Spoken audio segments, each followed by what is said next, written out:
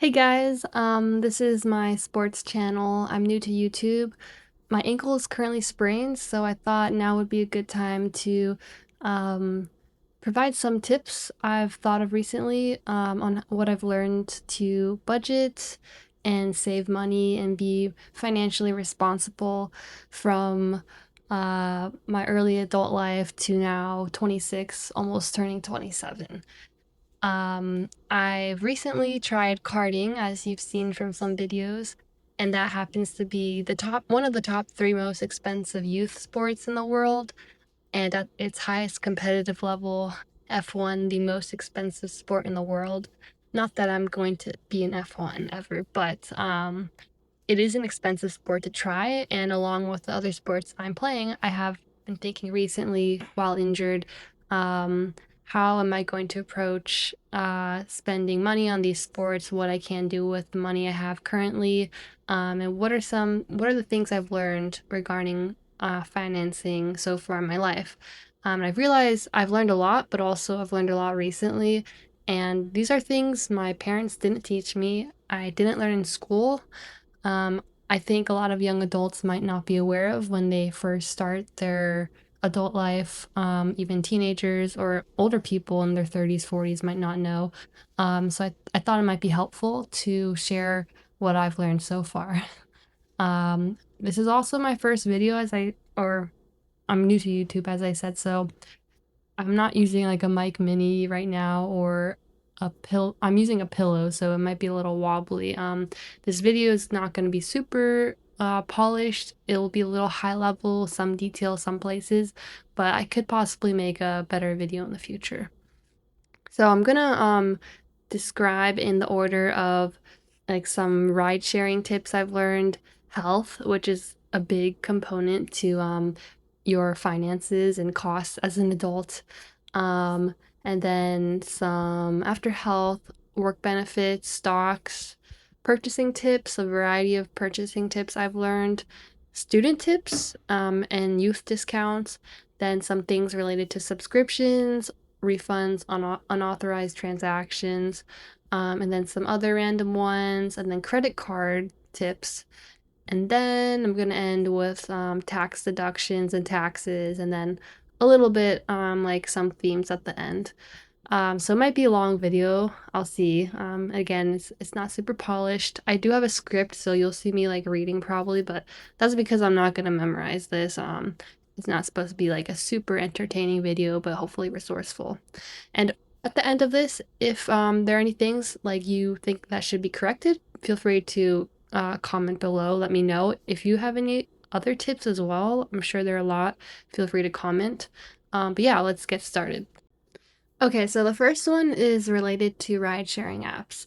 In most cities, we have Uber and Lyft, but in some cities like San Francisco, we now have Uber, Lyft, Waymo, and some new autonomous driving apps popping up like Zoox. And then in New York, I think there's Revel. Um, I guess there will be more driving apps popping up probably. So, one tip related to ride sharing is obviously having them all installed or the ones you want because you can pick the cheapest price among them. And you would be surprised how many friends I have or people I know that don't do this. I don't think they realize the price can be very different. So being able to choose the cheapest among them is always something that will save you money. The next thing is between them, they have various discounts. It's app dependent based on seasons or times. I often see 5 to 10% off some weeks for Uber or Lyft, and sometimes I see up to 30% off. So again, having the option to choose between them, get the cheapest price because of just the price or because of discounts, will save you money. The third thing is choosing the weight option, which is the first option I think you see on all these apps. But it means you book a ride and it usually comes like 15 minutes after you book. You wait a little bit, but you pay 10 to 15% less than you would if you chose a ride that should arrive within a few minutes. And if you're not in a rush, this saves you money, so it's a good thing to do. I personally avoid share rides now just because I found that they can delay your travel a lot if the route taken to pick up the next person is just awful, and that has happened often enough where I rather just choose the wait option if I'm not in a rush and save money that way. Uh, the next thing is really important, and I don't think a lot of people might be doing. I certainly wasn't. This is optimizing your regular routes. So you have pickup and drop off. You might not realize for certain routes you take a lot, you could be picking a better pickup or drop off spot that reduces the price of the ride a bit. And I'll give you an example. So I skate at Yerba Buena Ice Rink in San Francisco. The default pickup spot from Yerba Buena is, if the ice rink is like a rectangle here downtown SF, I would get picked up here. There is a street that goes up here, the line of traffic, and then to the freeway that I use to get back home. I was getting picked up here, and the line of traffic can't go back that way. It would have to go around like two buildings, a couple more than two buildings, like two streets of buildings up to the freeway that way. And I realized one time after I needed to drop off something to Whole Foods, there was a Whole Foods like half a block away from the ice rink right here. And when I opened the app to get a ride back home, I saw it was significantly cheaper. It was like 30% cheaper. Originally the rides would be like 14 bucks, but from Whole Foods it was 10 bucks, sometimes even 7, 8, 9, depending on the day or time. And yeah, so because I was getting picked up here at Whole Foods, it was right next to the freeway, so the line of traffic picking me up would just go straight up to the freeway instead of having to go around, which obviously then becomes more expensive. And it adds a couple minutes to your route of time. So you might not be able to optimize your pickups and drop-offs like in this case for this route, but you might not have considered it. The next thing is memberships. I also have experience taking experience taking ride sharing apps. I've probably taken over 3,000 in my life. I've taken about 2,000 I saw on Uber, and I think probably something similar on Lyft. Um, and yeah, because I take Ubers and Lyfts often, if you do the math, a membership on Uber at least is $99. I think the same on Lyft for the year. If you are spending $800 a year on Uber or Lyft rides, um, it it evens out about there, so it becomes worth it to have the membership, because with the membership you get 5 to 6% cash back. And you get these discounts. Some of them I mentioned aren't, I don't think they're all available to non-members. So if you're planning on spending $800 a year at least on Uber or Lyft, you should check out whether you should do the math, but the membership probably is worth it to you because of the cash back and discounts. It adds up to, it adds up to more than $100, which is the membership. The last thing just to mention, and I will touch upon this at the end, is this like time versus money theme. I think obviously having a car is good, but at least in San Francisco, having a car can be really expensive. You have to pay for the car, obviously. There's car insurance, there's gas, which just gets more expensive. There are toll fees depending how you commute to work. And they're trying to implement more fees to, tax you. Like, I think there's like going to be taxes on miles now. There's different fees. You have to pay like at certain checkpoints, I think, on the freeway now too. So it can just be very costly. And if you're starting out as a young adult, you could consider taking public transportation and Ubers and Lyfts if it is not too expensive for you for where you're going. It's not something for everyone, but again, do the math. And the reason why I wanted to bring up time is that's an important thing too. Maybe not everyone thinks about this, but driving, you're not generally able to do anything while driving, to be safe. If you are taking Ubers and Lyft, you can technically or public transportation, that combination, use that time to look at, I don't know, like you're practicing a language on some app, or you're reading something, you're doing something. Technically, you're able to use that time if you're not just like looking out the window. So that's something that I think is like good to think about as well, because time and money is interconnected. If you're able to, you're spending money on these apps, but if it's also worth your time, you can have that time during the ride to do something, and instead of not being able to do anything while driving. Okay, the next topic is health, and there's a bit to unpack here.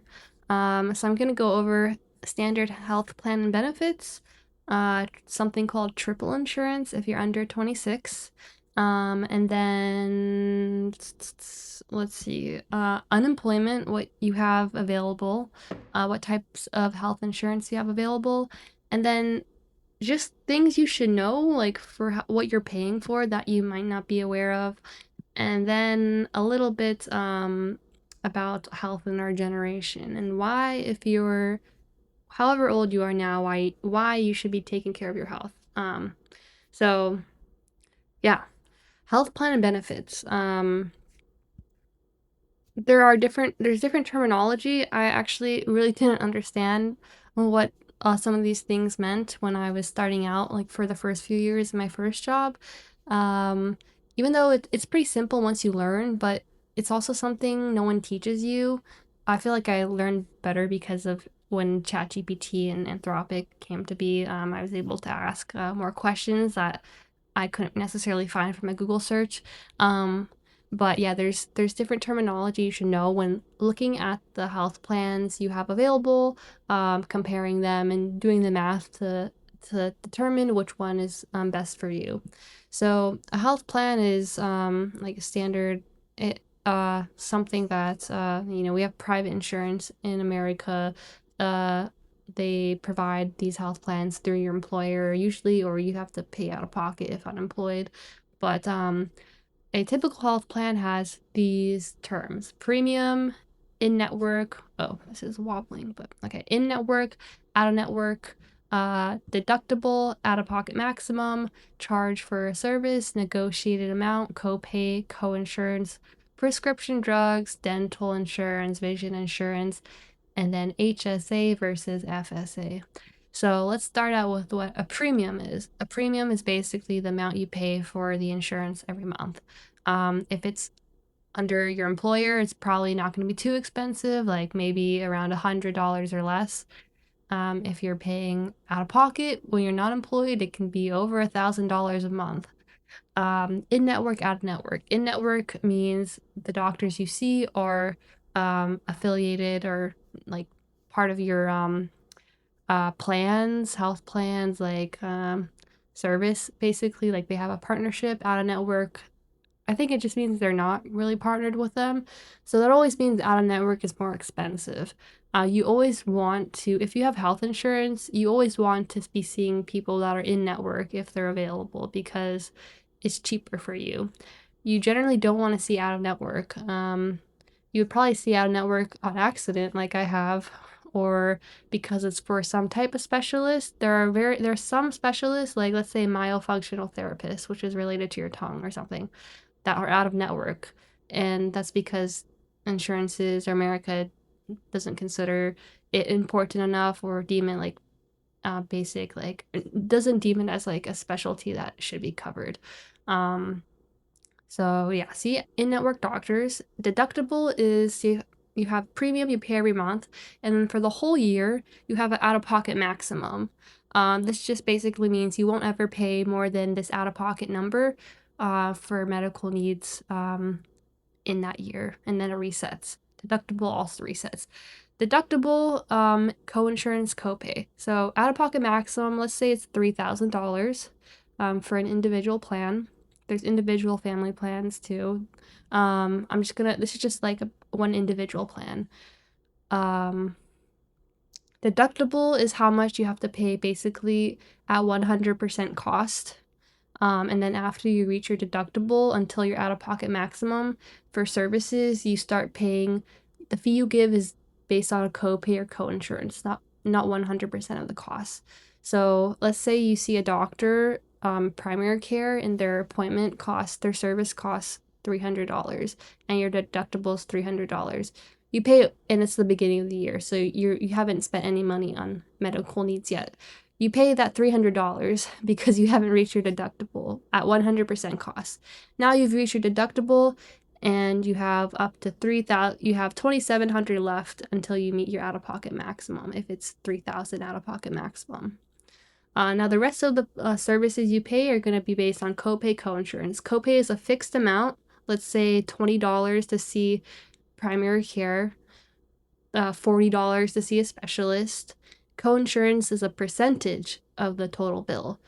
It usually is like 10%. So let's say 10%.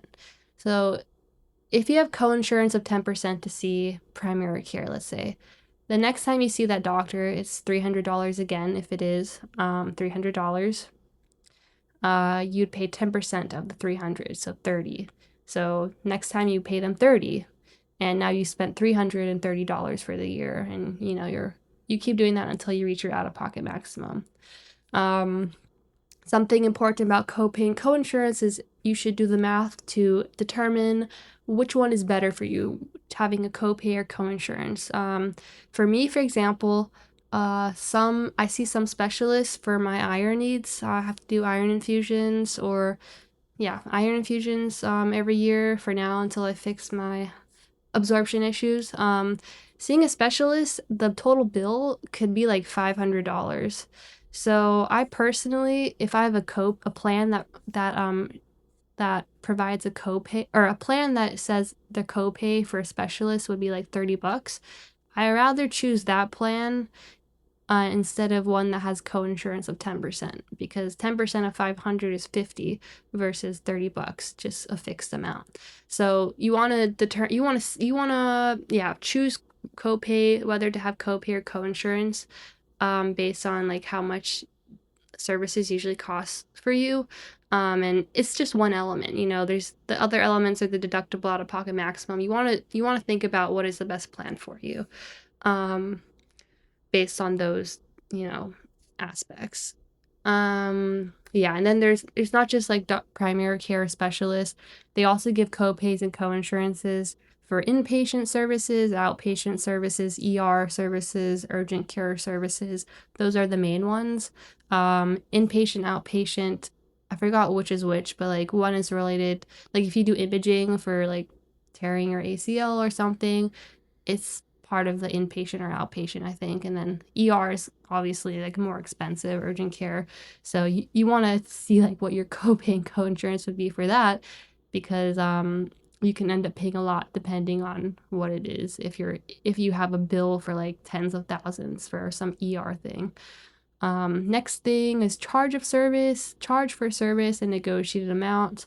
Charge for service is how much the doctor says their service costs, and then negotiated amount is how much your insurance plan negotiates with this doctor to get you a price that's lower than what they say they charge usually.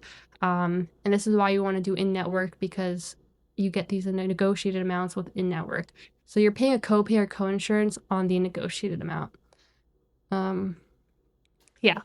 And then the next things would be prescription drugs.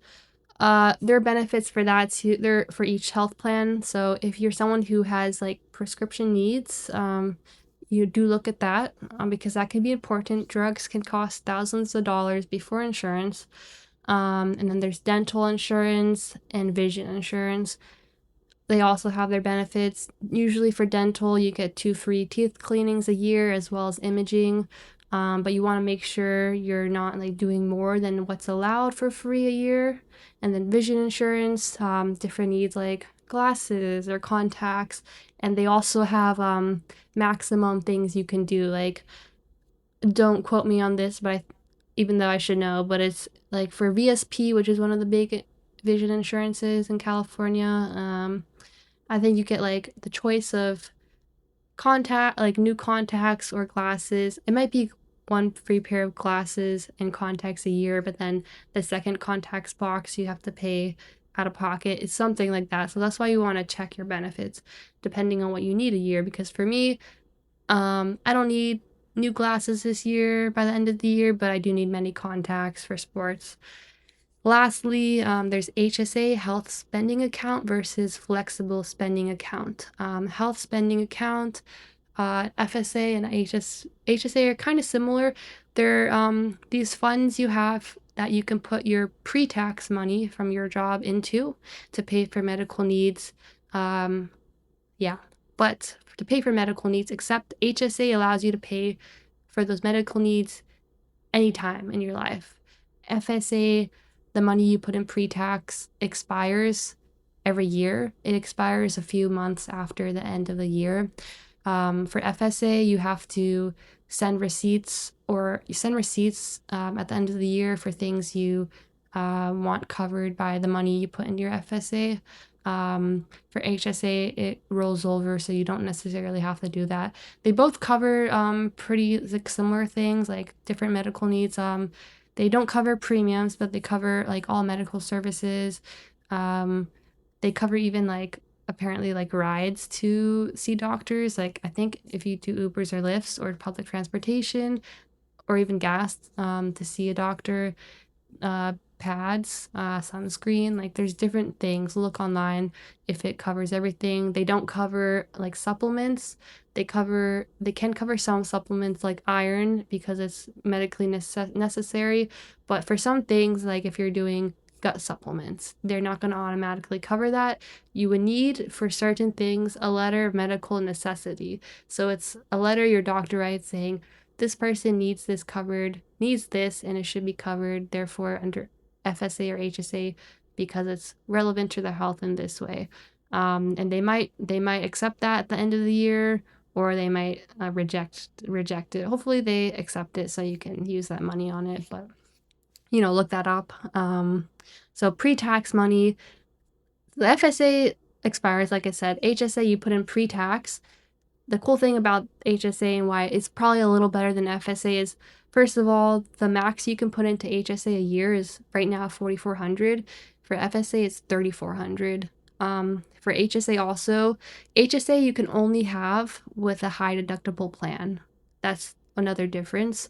But a lot of times companies, good companies, I guess, not good, but companies that have good benefits, they will contribute out of pocket $1,000 to your HSA. So you get that even though you have a high deductible, kind of offsets, because let's say they contribute $1,000 and your deductible is 1,700. Your deductible kind of basically, like, not basically, but you get 1,000 for free. So it's like your deductible is 700 instead. And then you can put all that money pre-tax in, and then it can grow pre-tax because it doesn't expire. You can put it into stocks, like some general fund they have, and then when you take it out, you can take it out tax-free. So it is a really good thing to have if you think about it. A lot of people, I don't think they think about it. If it's available, if they usually probably, I don't know how many people use it. I think a lot of people do, and a lot of people probably aren't aware. But it's called I forgot, triple tax something, triple tax benefit or whatever, because you can put it in pre-tax, grow pre-tax, and take it out pre-tax. So that's great. And medical needs are one of your biggest lifetime costs. So the fact that you can have that growing tax-free and take it out tax-free really helps in the future when you have things that are expensive. Expensive medical needs. Yeah. Okay, the next thing I want to talk about is something called triple insurance, which is relevant to people under 26 and their parents. So you can have triple insurance up to 26, which is mean you're covered by your employer insurance or whatever private insurance, and both your parents' insurances, probably because they have a family plan that covers you and their other children. You can also have vision insurance, I think double insured, and dental can be double insured. I don't think they can be triple insured, but you can use one of your parents' insurances as well. So I didn't really understand what I was paying for in the first few years I had my first job, because a lot of times I didn't have to pay even for copays, which is something I described. You're supposed to be paying for copays and coinsurance after your deductible. I also often didn't even have to pay like a big chunk of my deductible. I don't remember really paying much. How much do I owe you? It's okay. It's on the house. Really? Thanks.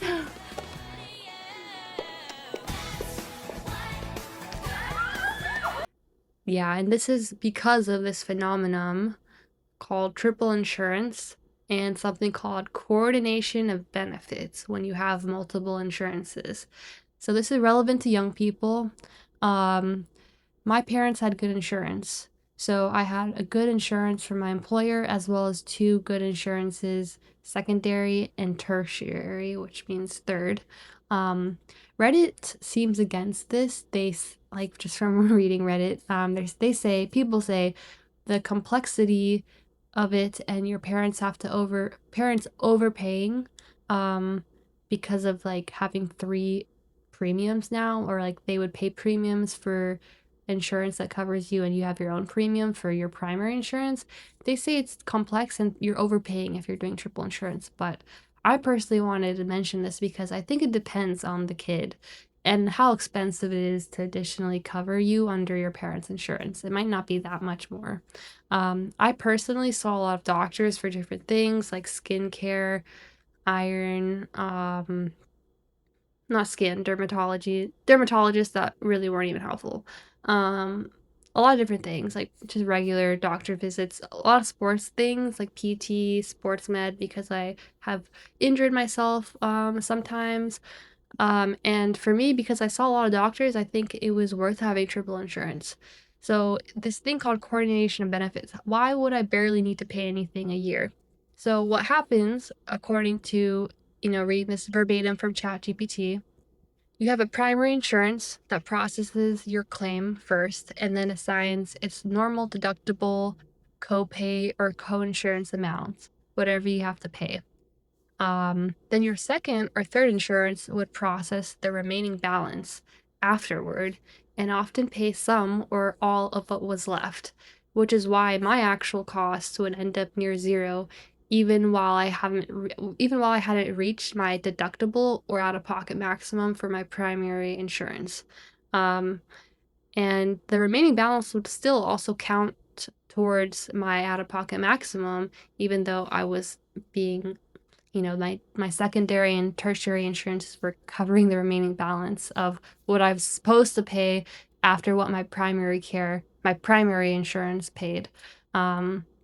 So yeah, that's kind of what happened. This thing called coordination of benefits. Look it up.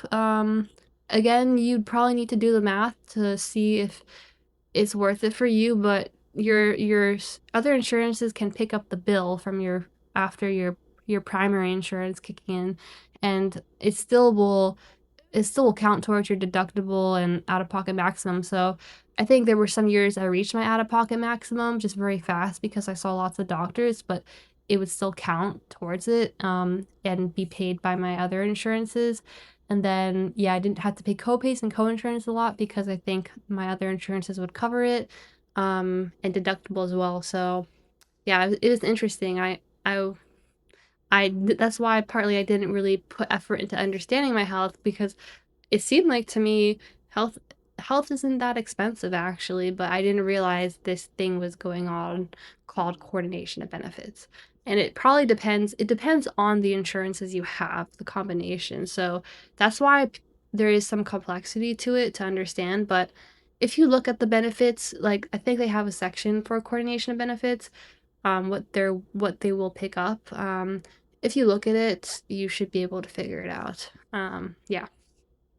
Okay, the next section in health is unemployment and your health insurance options while you're unemployed. We know there have been lots of layoffs or people wanting a break. That I hope people can have a break. They have enough money to, but obviously not always possible. But for whatever reason you're unemployed, what options do you have?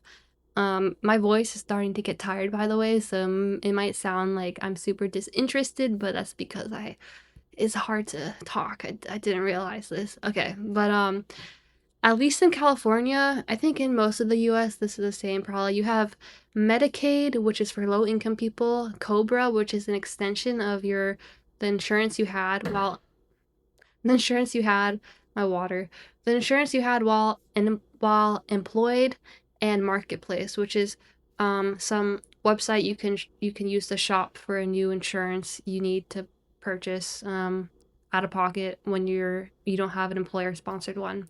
So for Medicaid, according to in 2026, the income limit for one person household for Medicaid is about 1,800 per month. So it means like you can use Medicaid if you're unemployed and you're not making more than 1,800 per month from some other business, or income flow you have. And in hindsight, I didn't even realize what Medicaid. Or, I mean, I always get confused between Medicaid and Medicare, but I didn't even know Medicaid was an option for me. When I stopped working in October of 2025, my mom kept emphasizing, you need to do Cobra, you need to sign up before the deadline. So I was like, okay. I signed up, and what used to be like a premium of maybe like $80, it might have been less, like $50 a month, turned into like 800, 900 a month. But I thought like, okay, this is just what you have to do when you're not working. Insurance will cost more, because you don't get these employer discounts for the premiums. Yeah, so I was like, fine, I'll pay 800 a month just to make sure I don't pay like 50,000 if I don't have health insurance and go to the ER. Um, but yeah, so I chose Cobra. Um, Something good to mention, I guess I didn't know I was actually like I thought Cobra still like would give you like with some type of discount, but you're paying 100% of the total premium, instead of what your small employer portion would be, on top of a 2% extra admin fee.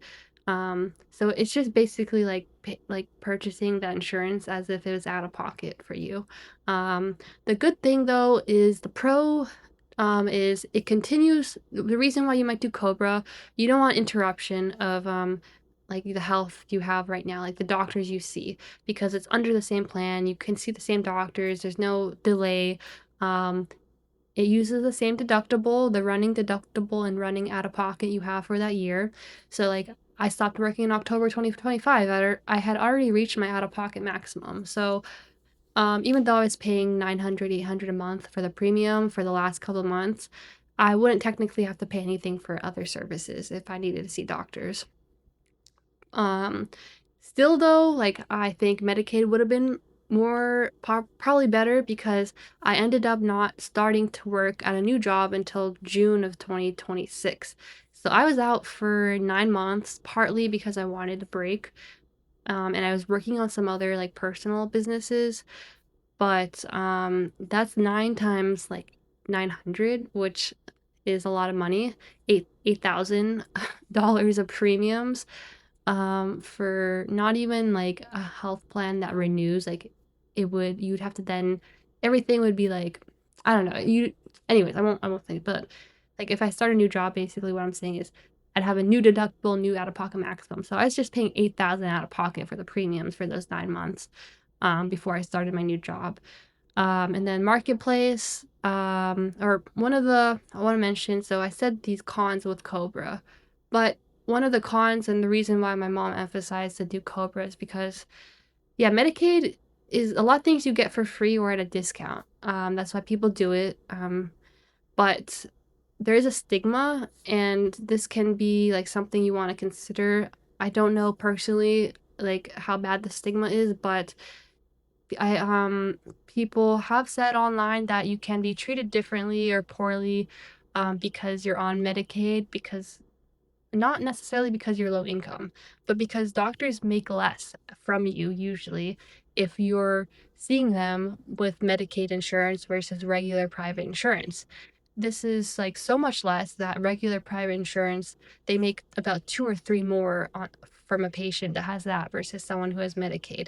So that's also why a lot of doctors don't accept Medicaid, especially in San Francisco. A lot of the Sutter doctors, all the Sutter doctors I saw don't accept Medicaid. Um, So, like, for me to keep seeing them with no interruption, Medicaid wasn't actually an option. I think some sort of doctors do, but a lot of doctors don't accept Medicaid is what I'm saying. So you might actually then have an interruption of your health, and that's one reason people do Cobra instead, or choose Marketplace, which I will get into. Um, so yeah, there is this stigma. In addition to be possibly being treated worse, I don't want to say you are. I don't know if that's true. It's just what I've read online. Um, but yeah, you might have an interruption of your care because you might need to see other doctors. Even if a doctor accepts Medicaid, I have read online that like they have certain appointments available for Medicaid only, but most of their appointments might be available for regular insurance people. So you still might have a delay in being able to schedule an appointment if you're on Medicaid. So something to consider if it's worth it to you to pay more money for Cobra or Marketplace, just so you don't have a delay in in like scheduling appointments and it's just easier, no interruption. Um, I'm not going to explain like really how you sign up for these. You should look online, but there are deadlines. Marketplace. So Marketplace, you're basically shopping at a mall for different plans. I didn't really look into this.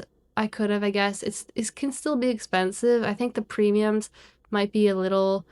You can choose, so yeah, you can probably find an option where the premium is less expensive, but it might be a different plan again. You might have different doctors you can see, or maybe it's just a little more complex, but it's all, I don't think it's that complex.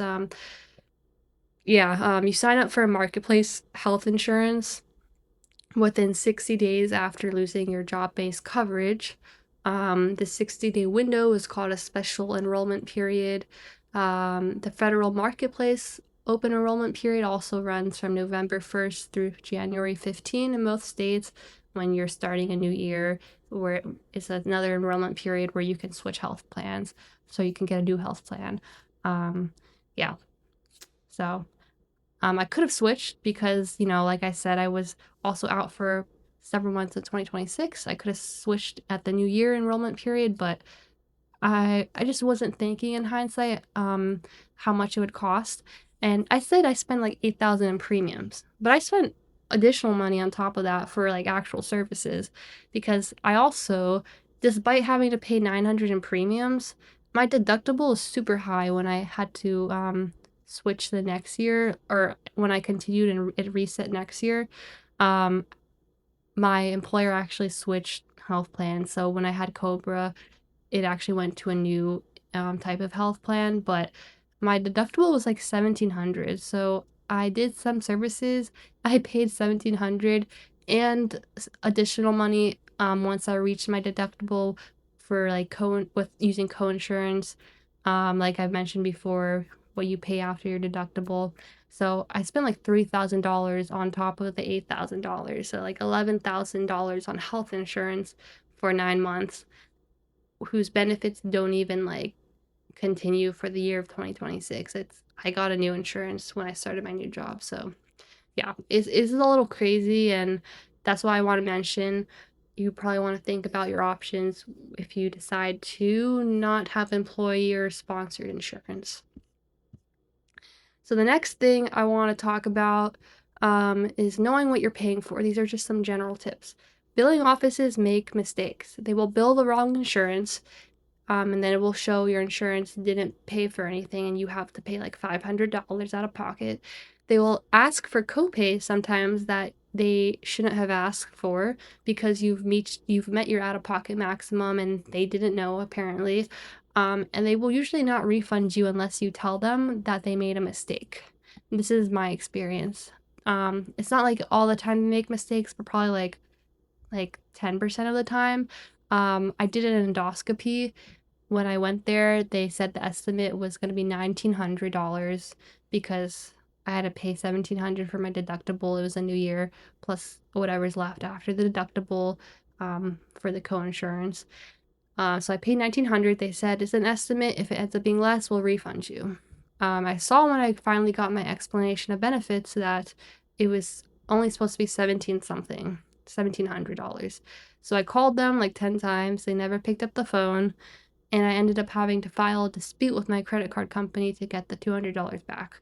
So all I'm saying is I don't think people, either because they're too busy or because it's not in their best interest to refund you, they're not looking out for you if they make mistakes and overcharge you. So you need to do your due diligence, unfortunately, to make sure you're not being overcharged if they make mistakes or if they don't refund you.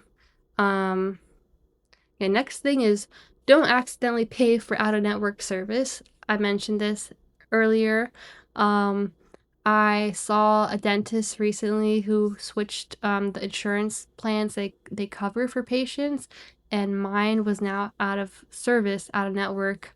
I didn't really realize, they told me, but I also like didn't realize. I think they emailed me, and I guess I just missed it. But yeah, so I went to do a teeth cleaning, and they said we need take $300. We'll refund whatever is left. And I was like, okay.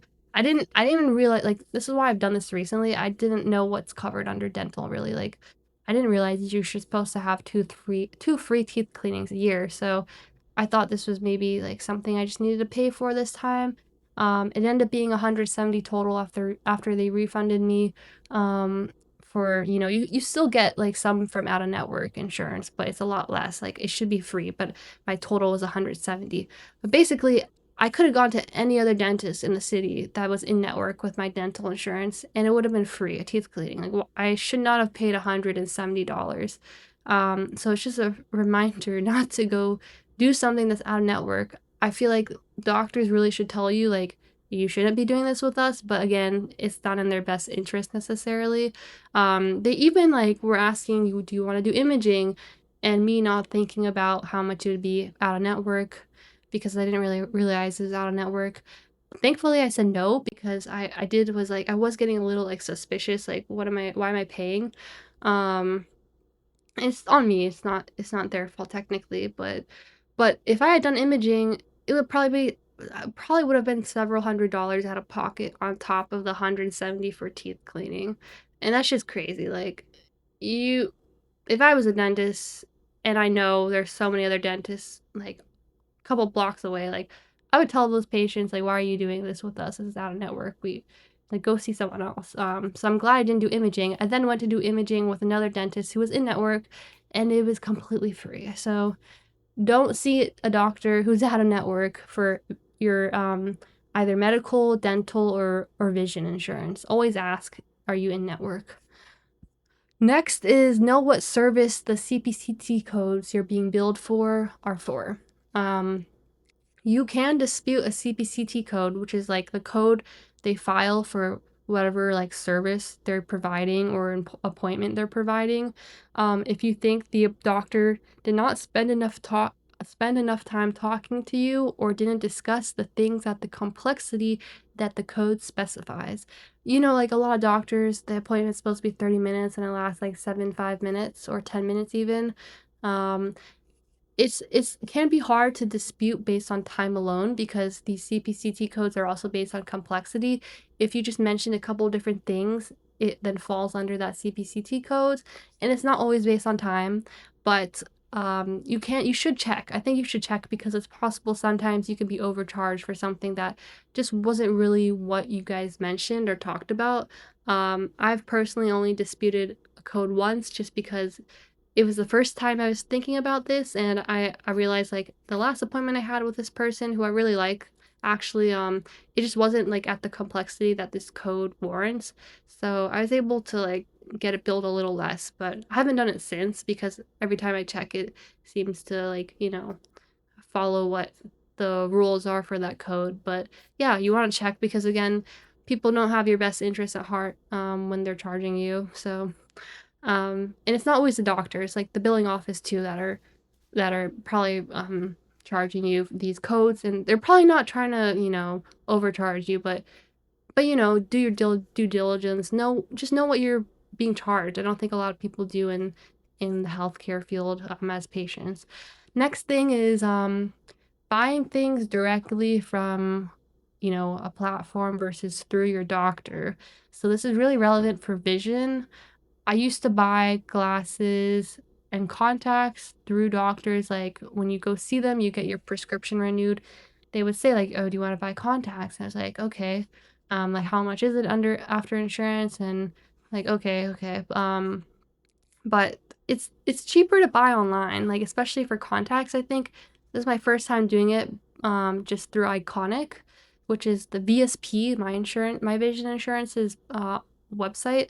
Um, and yeah, it's a little cheaper just to do it through them because doctors actually can charge a fee if you buy contacts through them and glasses. So you don't even need to buy contacts through them if you have VSP or you have a portal through your vision insurance, which you probably do, where you can buy the contacts directly, put in your prescription. So just keep that in mind. And I also, because I've realized this recently, I have a referral code for Iconic below. I think it's you get 50, I get 50. So if you wear contacts, glasses, and you want $50 and you want to give me $50, check out the referral code. Next thing, hospitals often charge a lot more. If you're doing some service like an ultrasound, an X-ray, MRI, and this is something I've learned. I've injured myself a little bit. And yeah, I didn't know hospitals charge more. It can be better to go see, for example, for imaging, go see a private place for imaging. It's a little cheaper. I did an ultrasound at a hospital recently, and it cost me over $100 after insurance. So the whole thing was billed at like the negotiated amount was like over $1,000. Yeah, and I think it would have been less if I'd done third party. You need to look into this a little more. I don't have the specific facts. Just that they charge more at hospitals for like maintenance fees and other fees because it's a hospital, I guess. Um, and yeah, I think one of the other things I also want to mention is that in regards to knowing what you're paying for, a lot of people don't know how much like they're going to be billed before co-insurance copay.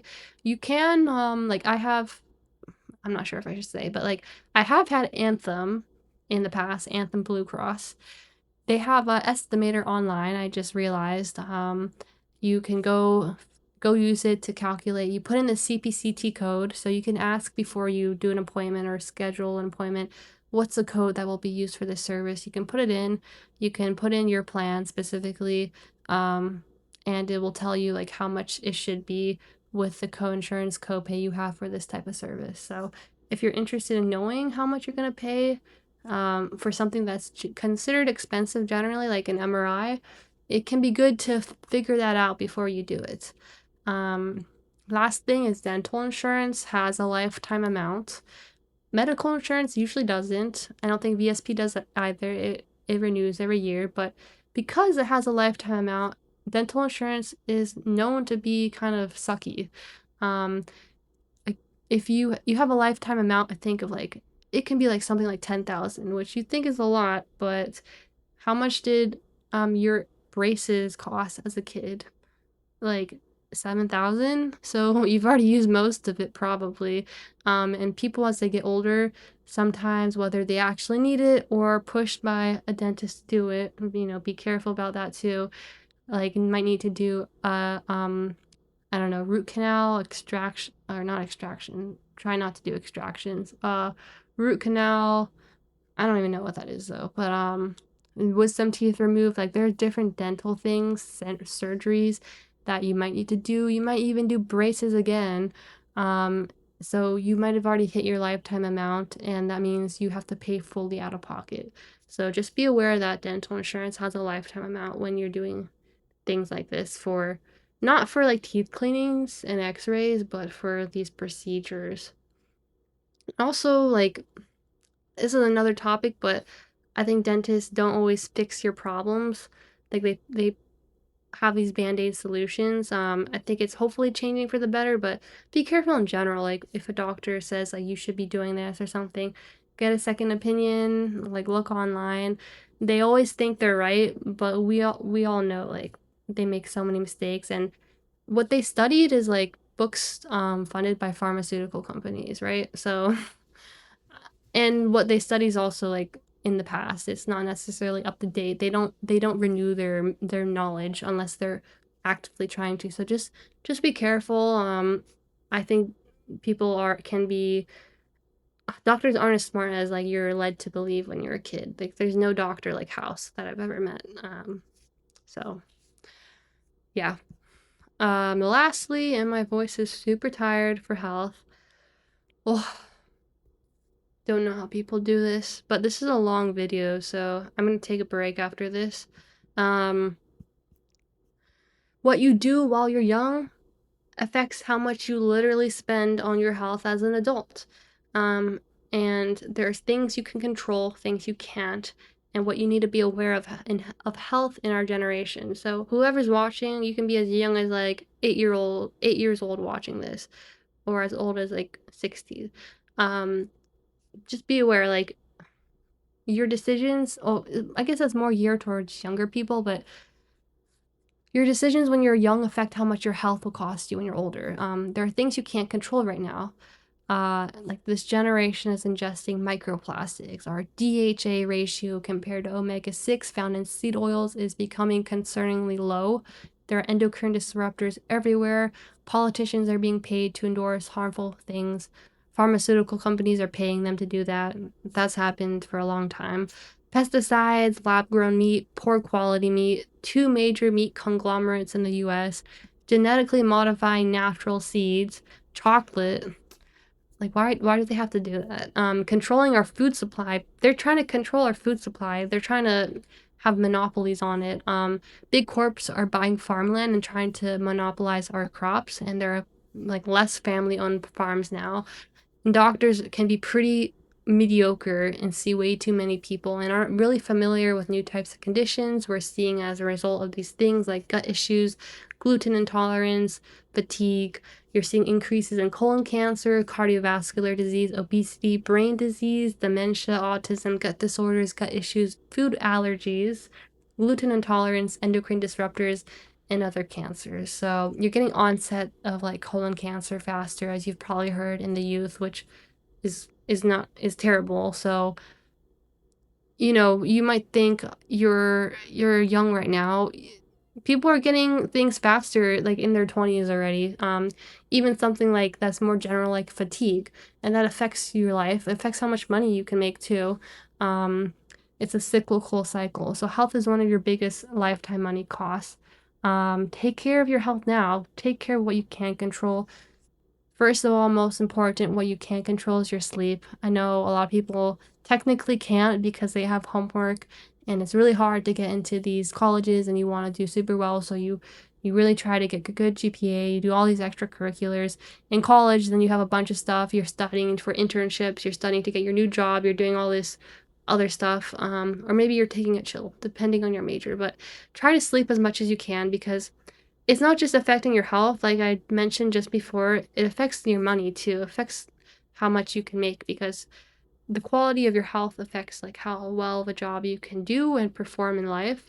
And then if you make less money, that can affect your health too. So it's a positive feedback loop.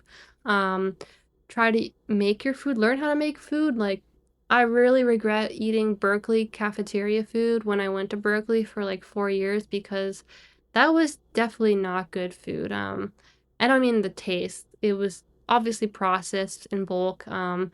And who knows, probably a bunch of seed oils, probably from those like two major food suppliers in the US that supply a bunch of restaurant food too now. Learn to cook, try to make your own food, try to get good quality food. It's not necessarily easy because there's a lot of like fake stuff going on. Like organic can still have pesticides on it. Like, I don't, the US is just our health our health is just worsening. Our food supply is worsening. So try to make your own food. Maybe when you're older, try to grow it if possible. But what you can do is try to sleep better. Yeah. So it's just, yeah, something good to mention. And it is related to money. Okay, next thing I want to do is talk a little bit about work benefits and then stocks. So, for work benefits, obviously you have the health plan, which I've discussed already.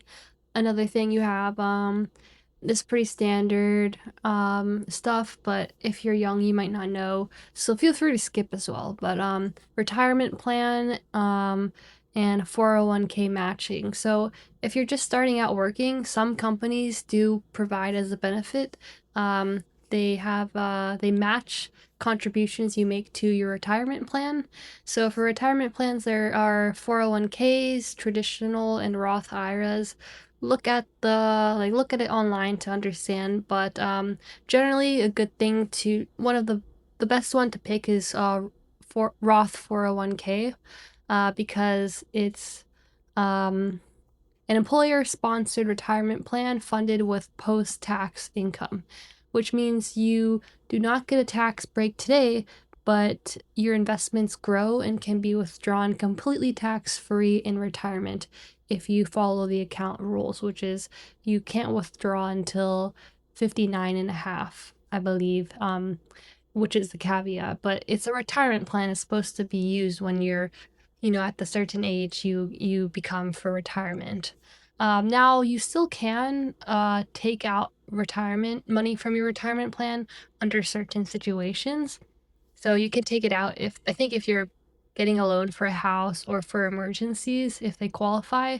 Otherwise, you have some type of penalty if you take it out before 59 and a half, which I think is like 10% penalty, but considering it grows tax free, if you're putting it in like index funds, whichever retirement plan you use, however it's I guess where it's distributed in different stocks, it grows tax free. So the penalty isn't actually like that much, considering you're probably gonna, you know, in general, your investments grow like 8-9% a year according to the stock market.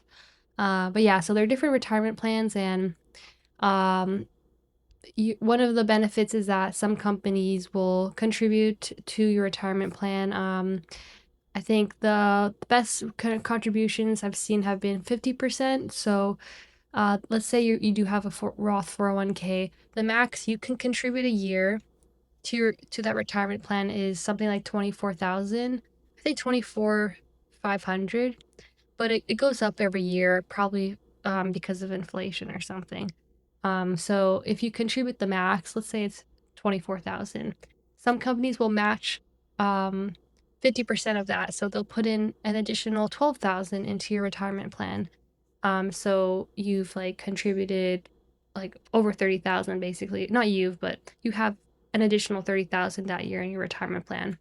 So that's nice. And then some companies will contribute less, like 6 or 3% of your base salary. Or some will contribute up to a couple hundred. It really depends. A lot of the tech companies have better contributions as a benefit. But it is something substantial. It's free money basically. One thing though to note is the contributions you get from your company matching. Those don't grow tax free. You have to pay taxes on capital gains from those contributions, but it's still money you get contributed in the first place. So those taxes are on capital gains. And technically the contributions themselves every year are taxed, but it's still worth it if you're able to get a good match. Some other benefits include personal development, other types of programs they have. Usually, again, in tech companies, not a lot of companies have this, where you can spend like 200 a month or 100 a month or 3,000 a year on things that qualify as for personal development, like learning something, driving lessons, and then some have also education benefits, like if you wanted to do some program, enroll in some higher education program, or do a master's while working. That seems like a lot, but I think some companies will help pay for part of it. And then lastly, I guess a lot of this is related to tech because they have these types of benefits, but the stock you get from a company, if you're first starting out and you're going to work in a tech company, really consider like the stock benefits you're getting, how much you're supposed to be getting a year, that's supposed to vest a year. Because stock can really give you additional money in addition to your base salary. The first job I worked at, the stock was not good because the company started doing bad, and eventually the stock almost basically went to zero. So I didn't make a lot of money from stock at my first company, but stock at my second company is pretty good. So it is just like additional money on top of the base. And yeah, you're not gonna lose money probably if you. I mean, you're not gonna lose money if you get stock that just goes to zero, but you could, you could have worked somewhere else where the stock would have been, and more money for you. And that's always great. And lastly, I don't know if people consider this a lot, but having a remote job versus going in office, that affects your cost of living. Not obviously getting a remote job isn't as common as having to go to office, but if you think about how much you spend on transportation to go to office, how much time it costs, like you could roll out of bed at 9 a.m. and start your remote job versus you have to probably get up at like 7 a.m., 7:30, maybe even earlier for people to go to their in-office jobs. You have to pay for parking. It's just demanding it. It turns from a 9 to 5 to like I mean, who knows, 7 till 6. It's a big chunk of your day. If you're someone who like is fine with not going to office, then I would definitely consider looking for a remote job. Even if you make a little less, again, think about how much you'd spend having to get to your office job and just how much more time consuming it is. So that's definitely something that affects your cost of living. Okay, next thing is I need to drink more water, but stocks. So your own portfolio. I just mentioned company stock. A lot of people don't get company stock, right? Not everyone's in tech. So stocks, like there's different methods. There's so many videos on YouTube, but these are just some tips I have. There's index fund and dollar cost averaging. I think for most people, those are actually the best methods, because if you're not good at choosing, some people are good at choosing the stocks to invest in. I'm not that bad myself, but I have friends who just lose money when they try to pick and choose. So indexes have done really well. The index S&P 500, for example, has done really well. Dollar cost averaging means you put it in like every certain duration, so you get in with the highs and lows, and that has traditionally been better than just picking when you think is the best time to put it in, because you miss certain times that when averaged across end up giving you better returns than when you try to choose when to invest in the stock market. I personally have my own portfolio, but I love to understand the companies in today's market. The con is it takes time, and a lot of people aren't interested in doing that. And even if you do, you can still choose the wrong stock. So for everyday people, index fund, dollar cost average. And if not index fund, something even I wish I did, I don't really have ETFs. Like, you can say the index fund is kind of like an ETF, but there's ETFs in certain sectors, industries that have gone up a lot. For example, semiconductor. If you just bought into a semiconductor ETF, you would have had great returns. Generally, tech ETFs do well. Different types of ETFs. This it's kind of like index fund, but for a smaller category of stocks. But again, you're not choosing individual ones, so on average, for most people, you get better returns that way. And I would say choosing ETFs over index fund might even be the better method. But you probably want like a range of ETFs, because you don't want to pick just one industry that might not give you great returns. And some other options for saving money or growing your money then, besides stocks, would be CDs. What are CDs? I mean, what do they stand for? CDs stand for. I looked this up, I forgot. Certificates of deposit. That's what they're called, supposedly. CDs are like they grow your money a couple percentage a year. You put this money into a CD and you're not usually able to take it out after some duration, like a year or so. And I did that in the beginning, my first job, like the first year or two, because that's what my parents recommended. But if I had put it in stocks in the index fund the same amount of time, I would have grown it like 20% because at that time we had COVID and it was at a really low dip and then it started going up. But the money I put into my CD, it would only grow like 4.5% annually. And even that is like lower than on average how much the stock market grows a year, which is 8 or 9%. So I regret putting my money in a CD. I wish I just put it in stocks, the index fund initially. So I'm mentioning this, but it's more like a safe way to grow your money a little bit. But if you're considering inflation, which grows a couple percentage a year, you're really you're not growing your money that much. So one option. Another option is a savings account. Savings account is like, I guess you have it when you want to save your money. You don't want to grow it in case you lose it, or you don't want to invest it. You don't really have the funds to invest right now. You need emergency savings or something like that. So I think those also have a couple percentage of returns, but I don't know exactly. It's not much. Yeah, so you can do that too. Having and like I'm mentioning putting your money in stocks, you should have money in savings account or some savings, not all in stocks, because you're supposed to generally have enough money for the next at least 3 months or 6 months in case of emergencies. So it's good to at least, like, if you have that, don't keep it in your bank account because it doesn't grow at all and it can be stolen. Move your emergency savings to a savings account. Yeah.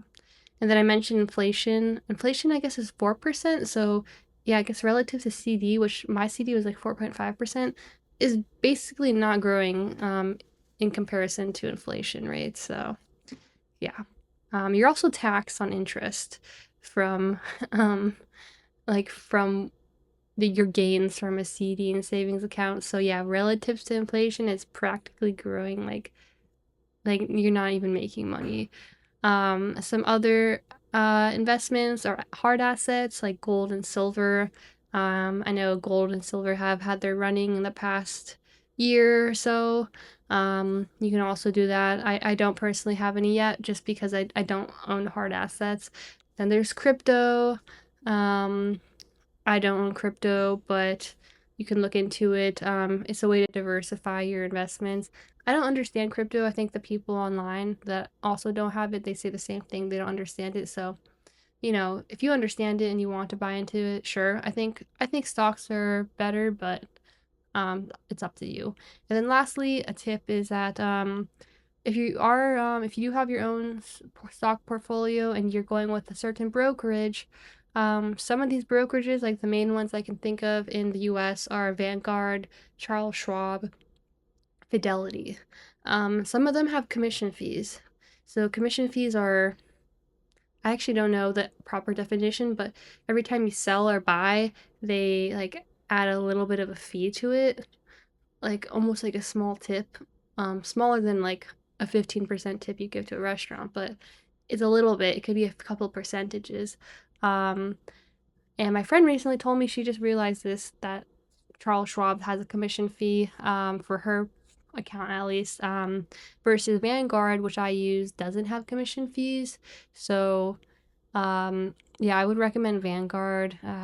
You don't really want to pay commission fees if you don't have to. I don't know why Charles Schwab does, but Vanguard doesn't. So keep that in mind. Look at the price you're getting when you're selling or buying stock, and then commission fees. Look at that. And then they all do though have transaction fees, which is a fee where it's a really small fee, minuscule fee for most stocks, like a penny or two in the pennies, that you have to pay just for the brokerages being able to allow you to trade. It has something to do with the fact that they're able to like let everyday people trade these vast volumes of stock. Okay. Next, I want to get into something that's a little more fun. I guess these are all tips, but first one is about purchasing tips. So, different things I've learned getting older that sometimes you just don't realize until a certain age or until you need to buy something. And I think these are good tips to have if you're young or you still haven't realized them. But they might be things that you already know, obviously, but I want to go through them for people who don't. So first of all, nowadays, wait, wait for something. Okay. Nowadays, a lot of companies actually 1 second. 2 hours later.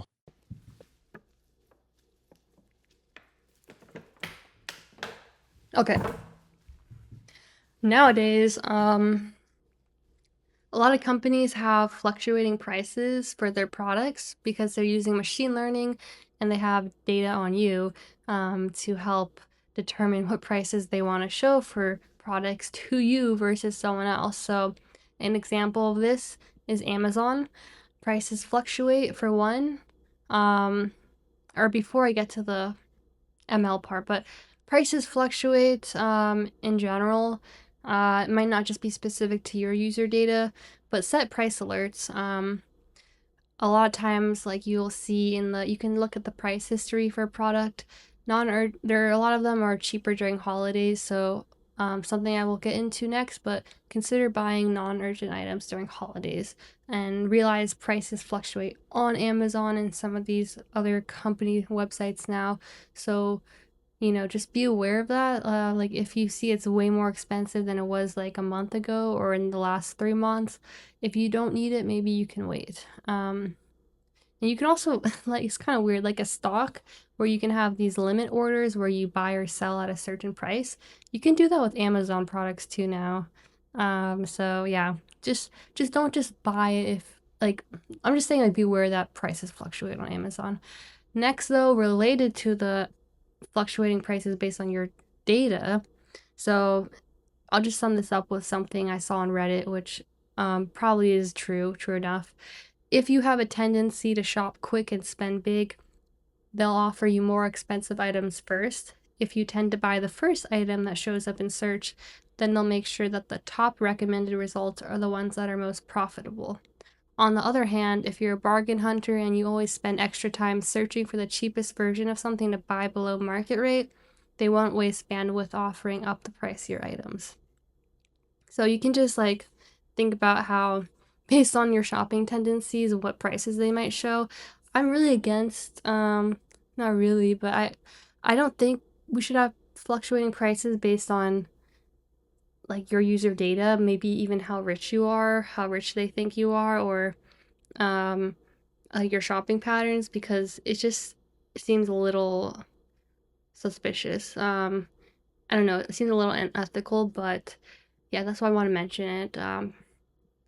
And then even like companies like Uber and Lyft and some other companies I won't mention, but more companies are doing this. So people say like if you're gonna book something with your friend, if it's related to a trip or a ride, check on your friend's app too and see if what they're getting in the same spot as you or for the same place or something is cheaper than what you see because it might be and people say that happens. Okay, next super important thing that I don't know why, but I've just come to realize at 26, which is kind of late, like buy during holiday sales, buy non-urgent items during holiday sales. I For most of my life I didn't even know when the major holidays were. Like I know 4th of July, but I didn't even know when Black Friday was or Prime Day for Amazon. And I've realized this or I've thought about this recently because I bought like an Insta360 Go Ultra for filming, like for example karting recently, and at first, when I was about to buy it, I saw the price was like several $100s. I think it was over 400 at least with my cookies. I don't know.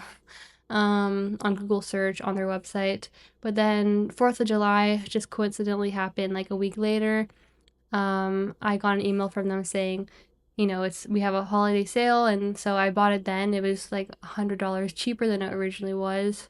Whether it's actually cheaper than, like, it was cheaper than what I'd seen first, but whether the original price was how expensive it is for everyone else, who knows. But yeah, you do get deals during holiday sales. I bought in bulk, which I will discuss next, some of the ginger cleanser from True Botanicals, because that's what I use right now.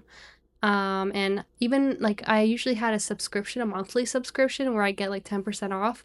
But during the holiday sale, when I bought during then, it was even more like discounted than the subscription. So I kind of wish I just had, you know, bought a bunch during each holiday sale instead of doing the subscription. So it was good to know that, and I bought a couple extra for the remainder of the year.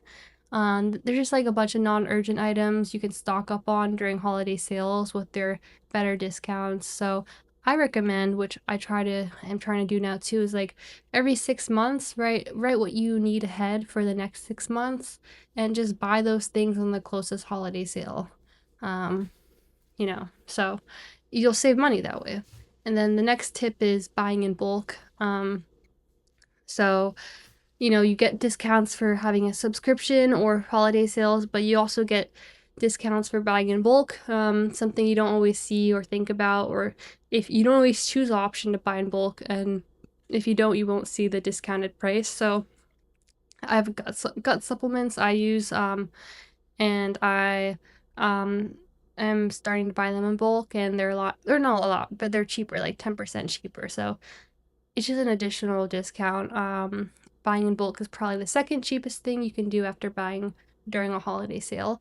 And sometimes you can do both for even more discounted price.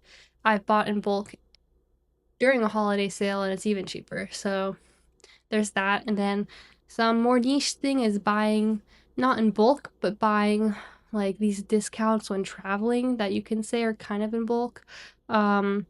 So a lot of it's related to transportation, like a Swiss pass for Switzerland, a New York 7 day metro pass, or even like ferry pass.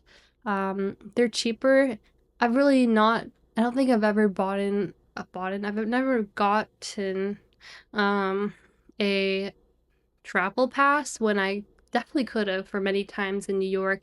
And the Swiss pass. Like when I went to the first time I went to Switzerland, only time so far, because it's expensive. I could have gone the Swiss pass with my mom I went to Switzerland with, but I didn't realize it. I could have, and I didn't do the math ahead of time. I would have saved several $100s. So, just consider these bundle discounts when traveling.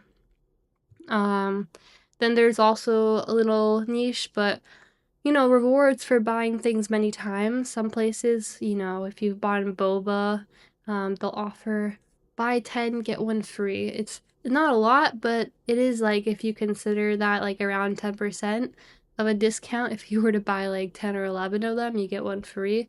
So, or 10 or 9 of them get one free. So that too, if you're buying at a place regularly, you could probably put your phone number, sign up for a deal. They probably have something like that, so feel free to ask. The archery place I started going to also mentioned they have that because they saw me come in more often. So I'll get like go 10 get one free. Next thing, which happened to me the other day, and it's also like happens every time you eat. This is relevant. Check itemized receipts. Check what's each item on your receipt, to make sure there aren't hidden charges. Some of the hidden charges that are common are service fees. There are probably other ones. So the service fee is like the fee they push to you to pay to use a credit card, which is a little weird.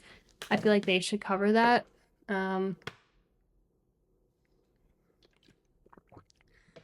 But yeah, that recently I went to a place to eat decent food, but they had a charity fee, like a 1% charity fee, and I'm not against like giving to charity, but they didn't tell me when I paid for it. I just saw on the receipt. And I asked like, "Oh, like, did you guys like, what is this? Did you guys ask for it or something?" Like, I just asked pretty nicely, and the cashier got super, I don't know, had a lot of attitude and was like, "Do you not want to donate to the homeless?" And it's not that, but it's like I don't even know what this charity is. And I looked online, it's literally illegal to add a charity fee without the customer's consent. And I also asked, "Hey, can you take it off?"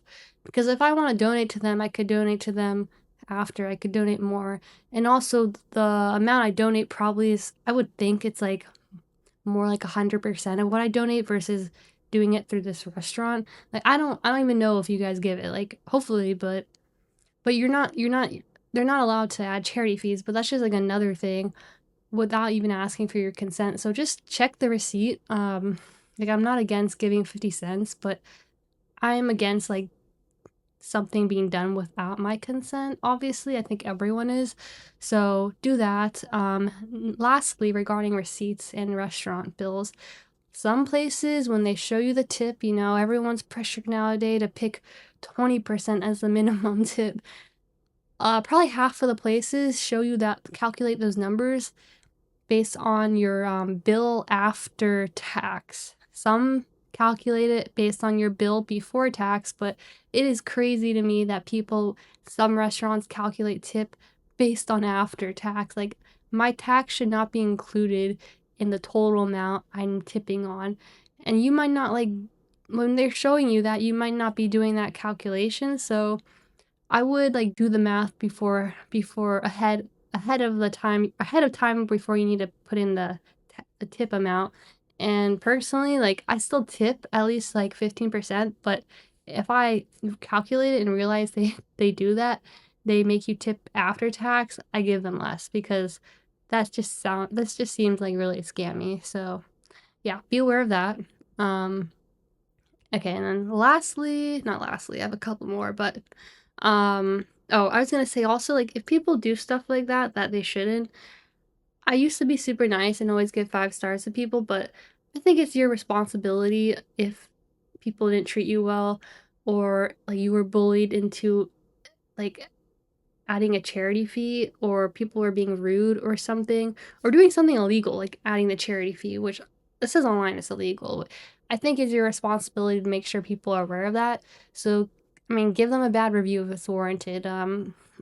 I would only give a bad review if like it's really warranted, but I think as you get older, like it's okay to do that. I know you probably, if you're super young, you think you should be like super nice all the time, but then other people don't realize this, and it's just something that shouldn't be done. If it's something that shouldn't be done, like, write a review. And to follow up on that, even though I just said like write bad reviews when they're warranted, if you're getting good service, try to be a valuable customer and give good reviews. And I say this because it seems like from my experience, since I've used Uber and Lyft a lot. I use other platforms, which I won't name, or I use Amazon a lot. If you give good reviews on those platforms and you use it frequently, I personally seem to think I generally get better service as a result. For example, regarding Amazon, I always give, well, this is like related to customer service, but every time I ask for help, like in the past, I returned things late sometimes, or my thing came and it looked like it had been used, or I had a problem. They've they generally help me like resolve it or refund me. And so I just started giving 5 stars to customer service each time they helped resolve my problem. And my theory is that because I've given 5-star reviews to, like, every customer service chat I've had or agent I've had, um, the next ones see my reviews and are willing to resolve my issue knowing that they'll also receive a 5-star review, which helps with their performance metrics, and probably then, like, helps it makes them incentivizes them to help you resolve your issue. So it's not just related to, like, giving 5 stars to customer service, like, but if they help you, but, try to be a valuable customer, like, don't, like, cause trouble if on some of these services. Like be a good user, and customer service probably will see some type of user data on you that says you're like a good user or something, and or a valuable user. I opened this by saying a valuable user, so I mean, like, for one, being a valuable user, I mean you're using the product a lot. But like secondly, like there's nothing like bad about you, like you're not being inappropriate or rude or something, or like obviously not harassing, like if you're in an Uber, like talking to the drivers in a bad way. Like usually it's the opposite. There have been cases, a lot of cases where the drivers will harass riders, but just be a valuable customer and a good customer, and you'll probably get your issues resolved better. Next is sign up for notifications for deals. So I mentioned, like, if you're getting boba, like put your number into the display that you use to pay for it, and you could get like buy 9 get 1 free. But also signing up for notifications, like when you make an account with, say, like the Insta360 product or website, or like United. Like I have notifications for United, and then I saw like we're offering 80,000 bonus miles if you open a credit card. So that's how I saw it. There's a lot of discounts. Like I buy chocolate from someplace. Sometimes they'll say, oh, 15% off or something. Like you just sign up for notifications for products you use, and you'll see discounts sometimes, and then you can buy it when they have these discounts. It can lead to spam, so like only have these notifications for things you use, and maybe put a filter on them to delete them after like 6 months or so, because those deals probably definitely expire after 6 months. But yeah, I don't think everyone utilizes that either. So, good tip to have. And then a quirky tip, which is not maybe ethical if you're like trying to abuse the system or doing it on purpose, but almost every service, if you want a few months discounted for the service or even a few months free, just click end subscription, and then generally they'll be like, they'll say, "Are you sure?" And I say yes. And then they'll say, "How about if we give you 2 months free?" I just did that with ChatGPT because I actually wanted to end it, but then I got 2 months free, and I still use it. So maybe it's like them actually benefiting the most. But CapCut, I actually need CapCut for filming. Um, I said I didn't want a subscription, but then they offered 40% off, so got the first 2 months 40% off, and then I'll probably buy the annual subscription soon. And then like for apps, like if you open an app, a lot of times an app, I'm an iOS developer. I don't do this with my apps, but I probably could. But like Speechify. I need Speechify. I couldn't find an app like it, honestly. I need it for reading some books because I just like reading, listening to the voice. But it was originally, it said like $140 for the year, and I was like, I really didn't want to pay that much, so I just kept doing free trials, and then eventually I saw some UI that said, okay, only for the next like 24 hours we'll offer Speechify for $55 a year. So whether like other people get it even cheaper than that, it could be possible, but I was willing to pay $55 a year for Speechify, which I know like these AI text to speech transcription things are really expensive, because my app actually does that too. It's a language app. I have an app. It's called Haibella, Haibella, on the iOS App Store. But like I know it's expensive, so I was fine with paying $55 a year for that.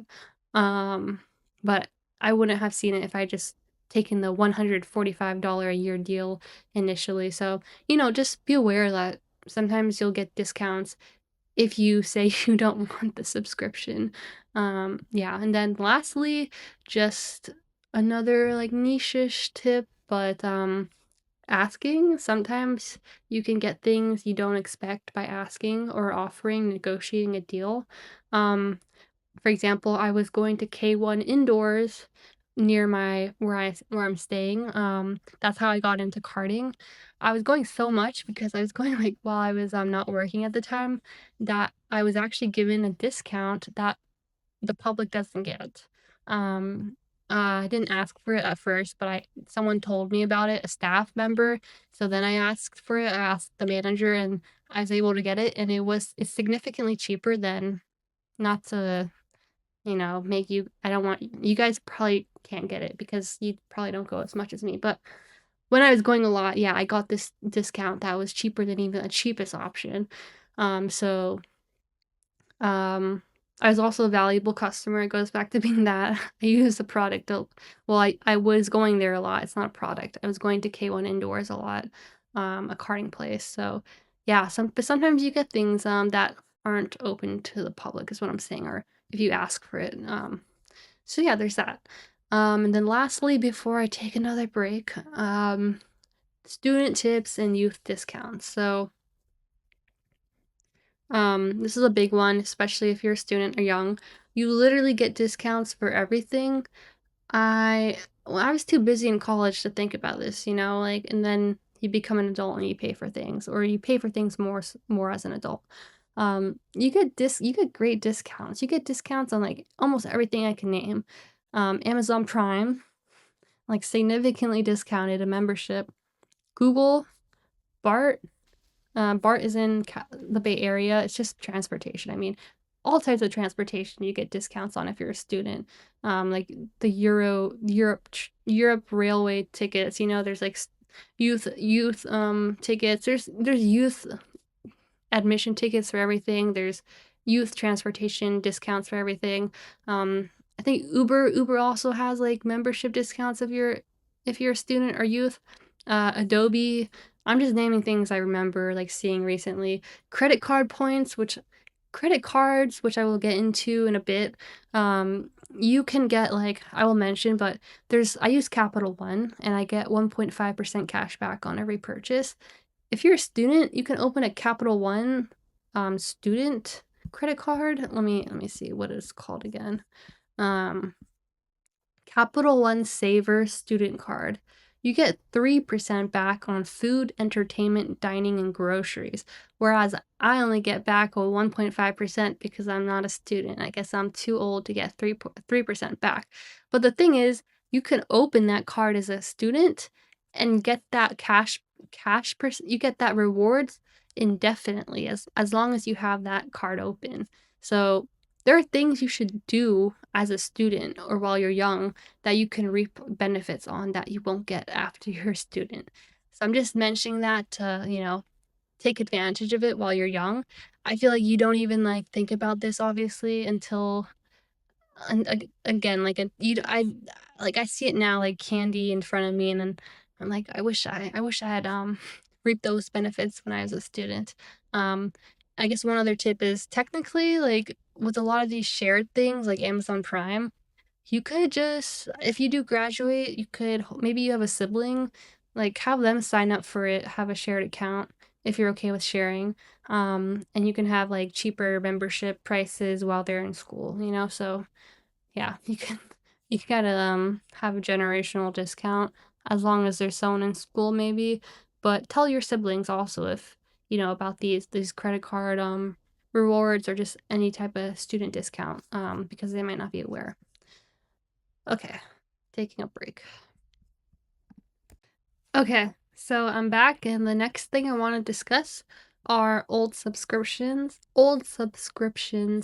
refunds, unauthorized transactions, and organization, and how this saves you money. So first of all, subscriptions. You are probably, or you might have in your life been paying for things that you don't know you're paying for. So right now in your phone, go to settings, subscriptions. This is probably even more relevant if you're older, like on the older side. Go on your phone, see if you have any subscriptions you're paying for, and cancel them if you're paying for ones you shouldn't be paying for. Um, and an easy method to not accidentally pay: when you purchase do the free trial and immediately again go to settings, subscription, if this is an iPhone, and end the subscription and end the free trial, so you don't end up paying for it after the free trial ends. And I'm sure in your lifetime I have as well accidentally paid after a free trial ends. So Now, if I'm not sure I really want to use it, I just cancel while using the free trial. And when you cancel, for most apps, you can use it until the free trial ends. And then I think something that's really good that I've done recently is creating a doc and writing out throughout the year what your monthly subscriptions are, bi-monthly subscriptions, quarterly and annually, to track any subscriptions you aren't aware of. And in uh, talking about in terms of annual subscriptions versus monthly, annual is always cheaper. So, if you're going to use something for a long time, stop paying monthly subscriptions, pay the annual subscription. Be organized about your returns, Amazon returns, and other returns. Write in a Google Doc what you need to return by the end of the month, so every month, so you can see it clearly. And also set notifications for each purchase on each credit card app. Some of you might have a lot of credit cards and you probably are purchasing things you don't know you're purchasing, one being subscriptions. Make sure no one else, though, is also making an unauthorized purchase. This has happened to me a couple times, and I only have one credit card, or only had one credit card for a while.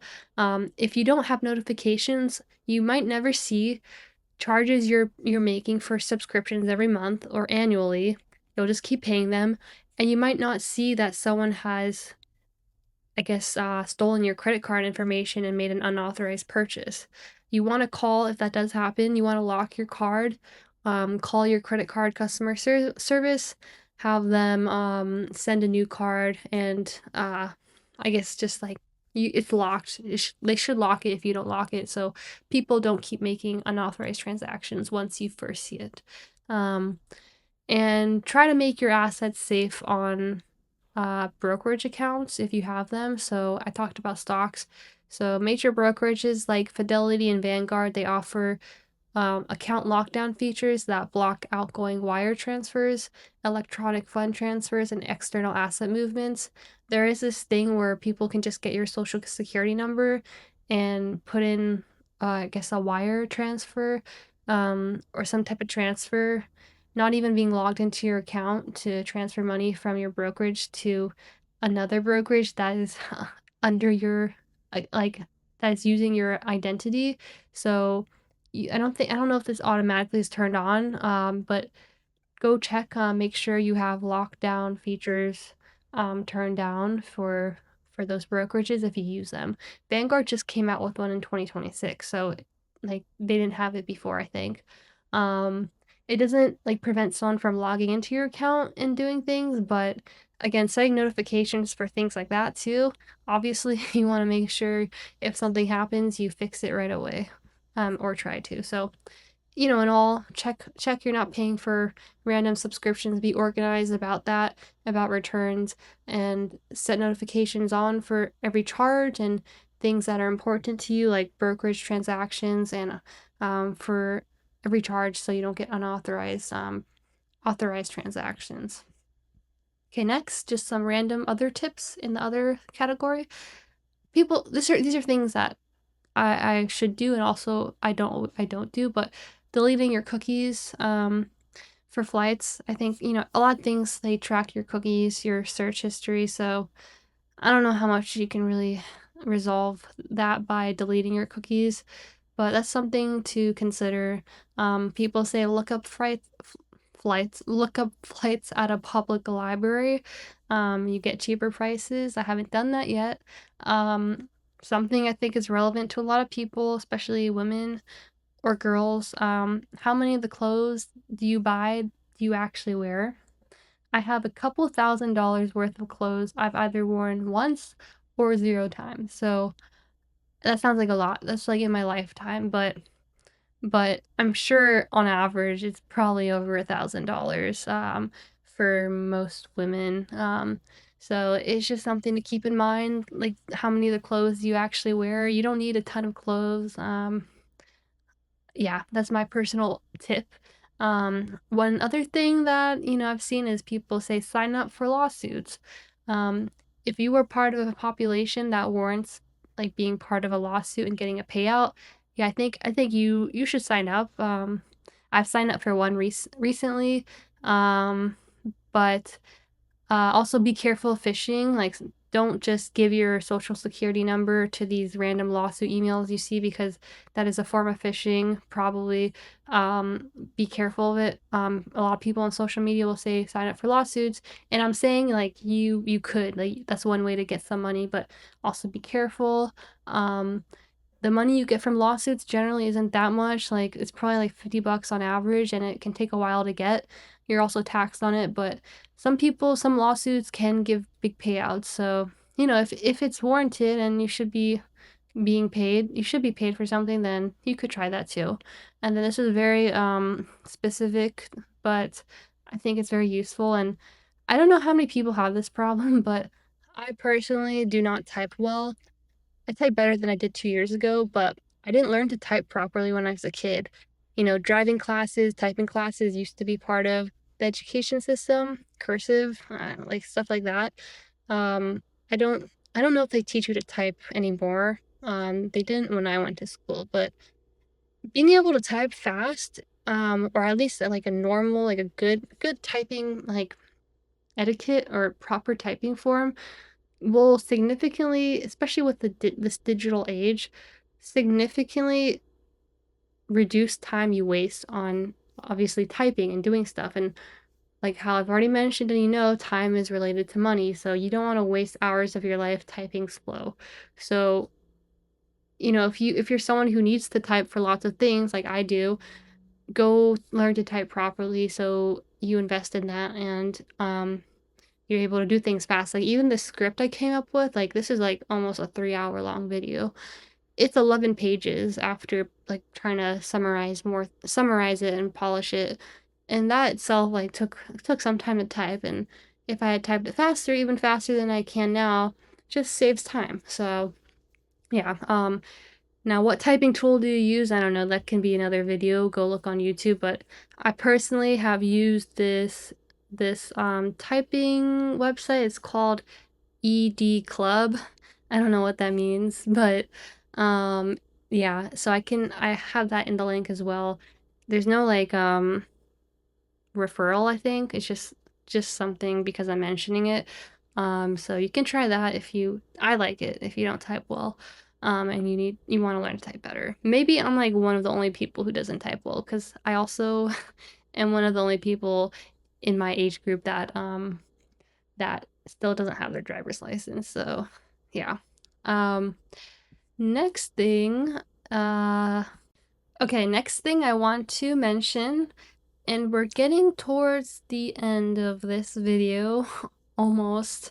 I think there's like a third left, but credit cards. So I mentioned a little bit about credit cards already, but different credit cards have different benefits and rewards, and you might not realize this when you're just starting out your adult life, because I mean there are lots of different credit cards. um my primary one I've used for the last 4 years for my first job was and is Capital One. um that's my primary. I get 1.5% cash back. Different credit cards offer different cash back rewards. So knowing what's available for different types of purchases like eating out or traveling can help save some money through those rewards and cashback earnings, which I will get into. So I'm going to list some of these different forms of credit cards and their rewards. The first one is traveling credit cards. So I recently got Frontier and United. The main benefit is the bonus miles. They have discounts off of flight prices for some of them, free checked bags. I personally wish they were free carry-on, because we all know how our checked bags are treated, but that's something at least. More miles per dollar spent. Covered insurance for canceled flights and lost baggage. I think rescheduling of flights, anniversary bonus miles, and other benefits like priority seating and lounges. Even rewards through partner services like Uber or Instacart. So an example, I got Frontier because I plan to go to K1 Circuit multiple times this year and maybe in the future. I really like the track. I'm a beginner, so it's one of the only first ones I've seen, but it's probably one of the nicest ones in the US. Um, so I got 70,000 bonus miles on my Frontier to open a credit card with them.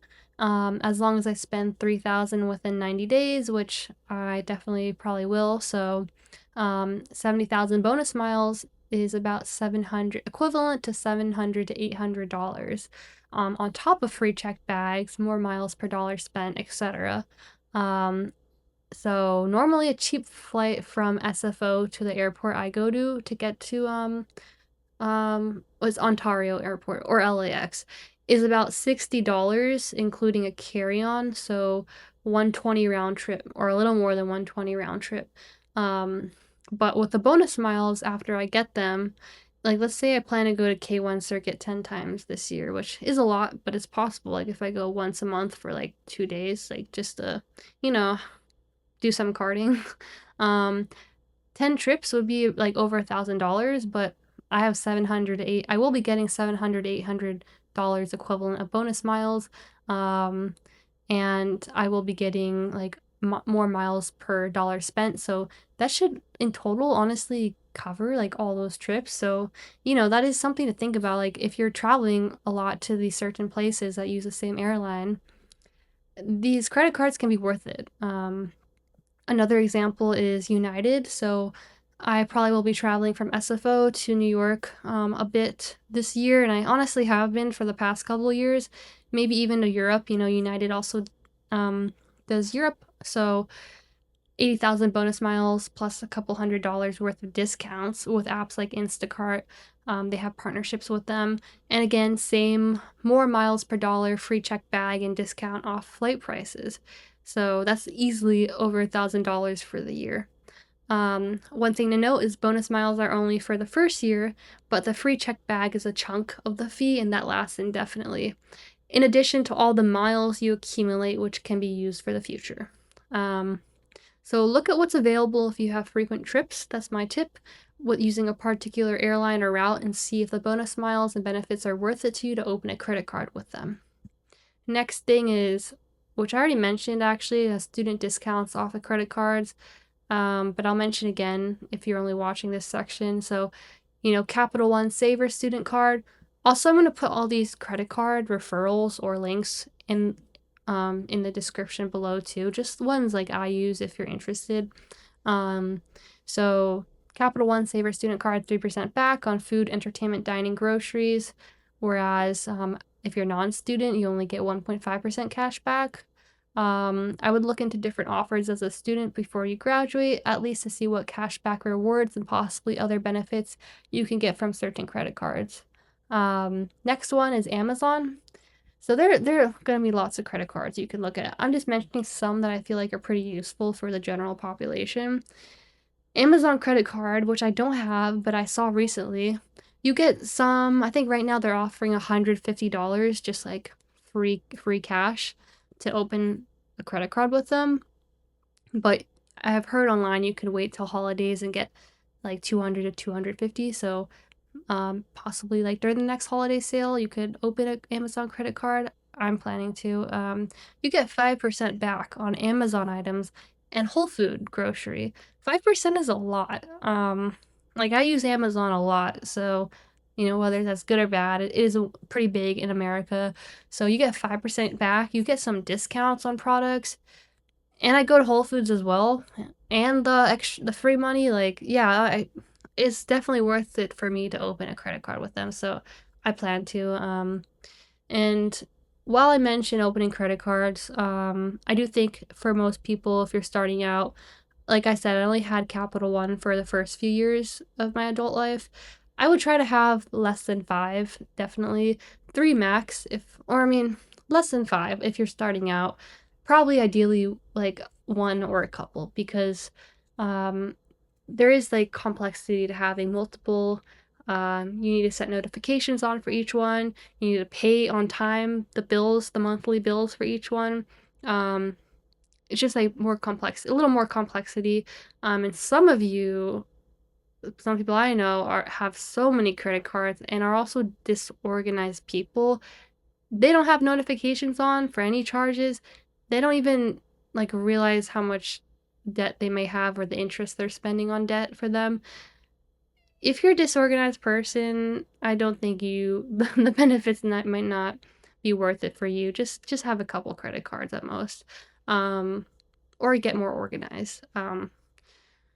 Yeah, pay off credit cards each month if you can, so you don't you don't have to pay interest on debt.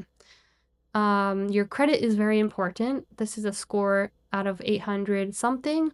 It determines what type of loans you can get and other things like whether you can open credit cards in the first place. So I opened the United and Frontier recently, and I realized, oh, they check your credit score history. I mean, maybe everyone knows this, but again, they don't teach you this at school. So I realized, oh, because I had my credit cards, my credit score, my credit actually had them locked, which I will get into too.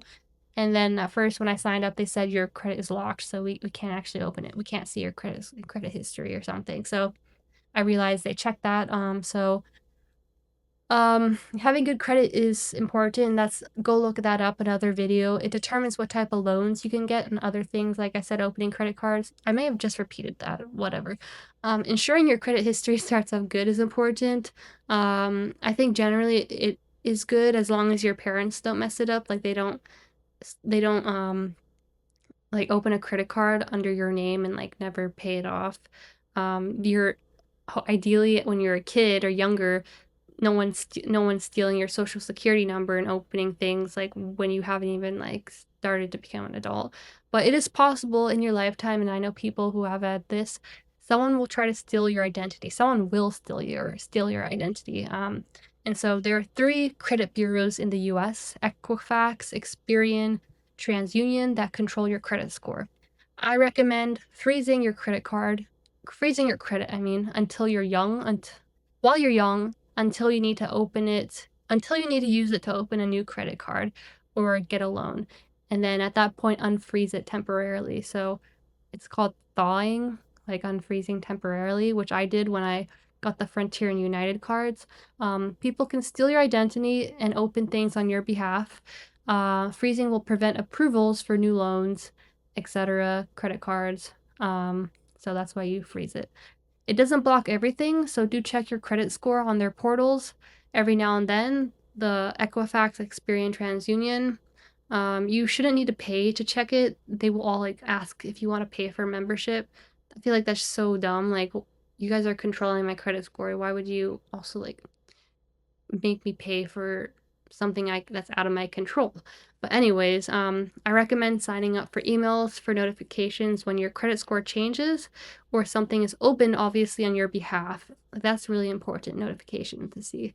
It's really a hassle to resolve identity theft, supposedly, because from what I've heard, customer service for these bureaus is awful and it can take a long time. So yeah, and then it affects your credit score. So do that, turn on notifications. Next tip, pay in local currency when traveling. It's supposed to be cheaper. If like you're in Japan, it says pay in USD or the yen. Use the yen, pay in the yen. And then lastly, use your credit cards for purchases. Don't use a debit card or bank account. People can steal from your bank account, so try to move most of your money, like I've mentioned before, at least for savings, to a savings account, which can earn you a little bit of interest monthly. And don't pay from your bank account because you can't dispute charges if you lose money some way, but you can with a credit card if the charge is used with a credit card. So yeah, I know older people who use their bank account for charges. You should be using credit cards. Okay, next, I'm gonna take another break, and I know my voice sounds awful, but this is hard. Okay, the last major section in this video is taxes and tax deductions. I think it's a good thing to learn how to fill out your own taxes, especially with, AI being available, because even tax professionals can make mistakes, and more commonly, rather than make mistakes, they're not optimizing your taxes for you. So knowing the rules of taxes and how to optimize for yourself and, importantly, not be penalized is something that will save you money and can save you a lot of money. So regarding optimizations, and then I'll go over penalties I've recently learned of. Again, this specifically, I didn't talk about this yet, but I'm not super knowledgeable about taxes. I usually file single. I'm not married, and I don't have all these types of tax deductions I can use, but these are some things relevant to me and especially to someone who hasn't done it that I think can be useful. So first, there are different tax deductions. If you don't know what taxes are, they're basically what you have to pay the government, some percentage of your income. Usually, the more income you make, the bigger the amount of tax, the bigger percentage of your total income you have to pay in taxes to the government. And you pay your taxes every April. Um, but yeah, there are certain types of tax deductions, which are just things that tax deduction is something that reduces the amount of taxes you have to pay. So some of those are related to healthcare, health expenses. Whether you're married, you get bigger tax deductions. Whether you have a house or you're renting. And one big one I want to talk in a little more detail specifically is tax deductions related to social media, businesses, and marketing. There are going to be way more in detail videos about this on YouTube, but some things that this is what I've learned recently. So I have this channel. This isn't where it's the channel isn't like how I've come across this actually. As I mentioned before, I made a couple apps last year. One of them is a language learning app, and then two other small apps. But I found out that for marketing reasons and just trying to build it, since I'm making something that is a little profitable and is considered kind of like a business, I can deduct things I've used for that business, which is my app, against taxes I would normally have to pay. So that's what like social, not social media, but like business tax deductions are. So, for example, you can deduct things like filming gear. So if I am making videos about my app, I could deduct filming gear, subscriptions for tools I use for my business like ChatGPT, Claude, Anthropic, Gemini if I'm vibe coding an app, or vibe coding a little bit. Like you use AI a bit now for coding. CapCut, for filming. There's different things. Even the App Store fee you have to pay as an app developer, $99 a year. And like a MacBook, I bought a new Mac this year that I actually needed because Xcode, which is the development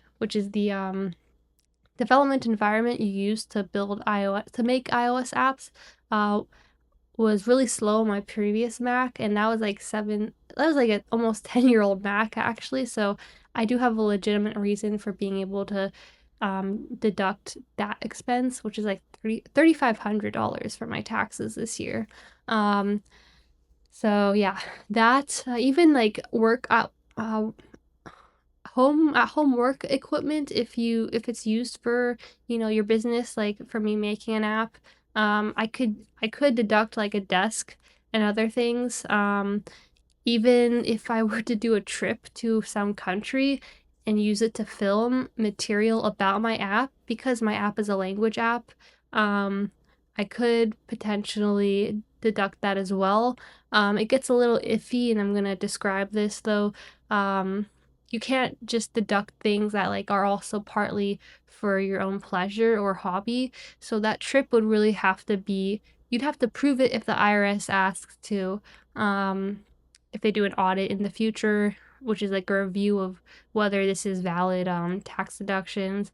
If that trip really was for your business or personal reasons, I haven't deducted anything for a trip yet because I haven't done that. But let's say I were to go to China and I don't know, I want to like promote using my app to learn Chinese, then it's possible if it's really like for the app, I could deduct it, or I could deduct some percentage based on how much of the trip was for the app versus pleasure or personal reasons. So there's that. And then now social media. So there's lots of this is one reason people want to become influencers, not just because they can make money or because they're interested in posting things, but they can also deduct certain things as an influencer. One of those would be trips, like I said, because they're filming like all sorts of things. They could deduct like a lot of trips as tax deduction. And within a trip you have like activities and food as well, so not just your flight and accommodations, but that's a big part as well. Let's say my sports channel, which I have a lot of fees for related to, say, like soccer is pretty cheap, but I could say my cleats. Okay, actually I probably can't, but the my sports is partly hobby, right? It's not also necessarily to make money. I'm not treating my sports channel as a business yet, but in the future I could, if for some reason I was making money. I could deduct some of the fees related to, say, like karting. Like I could the karting fees just for rental carts, even like the fee to buy a cart in the future. Um Travel accommodations again to go to places. Yeah, my cleats, like different equipment, like I'm doing archery, I'm trying to learn like equipment for that. Rental fees again, ice skating, like different things for the sports. But that is like a hobby. It's also, it wouldn't just be for business purposes, so I wouldn't be able to deduct 100% for sure. And it's not something I even know if I want to try to deduct, because I need to like look at the policies first. But just letting you know, like, just to be aware, like there are certain things you can deduct if you're either trying to do social media or you have like legitimate businesses that you're pursuing. So yeah. And then marketing's a big one. Again, for, I guess, for lots of things. So different expenses you can deduct are ad fees if you're making ads, the cost of making ads, the fees you pay to people to help you make ads if you do, like if you're a big business, clothing. I guess apparently if like you're, like, you can say as an influencer, let's say you're doing a podcast, because that's where I saw this, you could deduct clothing that you wear on your podcast as a tax expense, because you could say that clothing is a legitimate part of your personal brand or business to make you more appealing to the audience. So there's a lot of things you can possibly deduct, and that's what I want to mention for you to like look it up yourself. I definitely don't recommend abusing the system, because forgot, I guess I thought I put this, but I'll have to think of it just without looking up. But hmm blah, blah, blah, blah, blah, blah. Oh, well, the main thing is you need to make sure, actually, oh, I have it here. Okay. um the caveat is, well, besides like don't abuse the system, you don't want to get in trouble, but you are expected to make a profit from these businesses that you are associating tax deductions with. So if after a few years you're not really making money from them, according to what Google says, if a business loses money uh, year after year, the IRS may reclassify it as a hobby rather than a real business. When that happens, you lose the right to deduct your business expenses, and you may have to pay back taxes from previous years. So, to keep your business status safe, you generally need to profit in at least 3 out of 5 consecutive years. There's no minimum dollar amount. Even making $1 net profit counts as making a profit for that year. Oh, interesting. That's very little. So this is why this all seems a little iffy to me, but and it's also why a lot of people like end up trying to use it. Yeah, if your business fails to make money, I think after like 3 years, then they can audit you. They can audit you whenever, which is like ask you like for evidence that this is actually for a business and things. But if they reclassify it as a hobby because you're not making money, you might, the whatever tax deductions you use in previous years, you might have to pay those in taxes back. So, just mentioning this so you can look into it, because obviously what I'm saying is not super polished and doesn't sound 100% sure, but yeah, that's weird. Even making $1 of net profit counts as making a profit. Do your research, but yeah, wanted to mention that tax deductions and taxes. Now penalties, and this is something I've also realized like within the last couple of weeks. I don't own a house or a lot of assets, so I can't say on that part, but I do have stock. I do have company stock. I do have my own portfolio. I just learned that you can be penalized for not paying for taxes of your vested, sold, RSUs and stock from your own portfolio if um um hmm, if what's the rule? If you basically, if you're selling stock throughout the year, you have capital gains, and which is just like money you made from the stock going higher.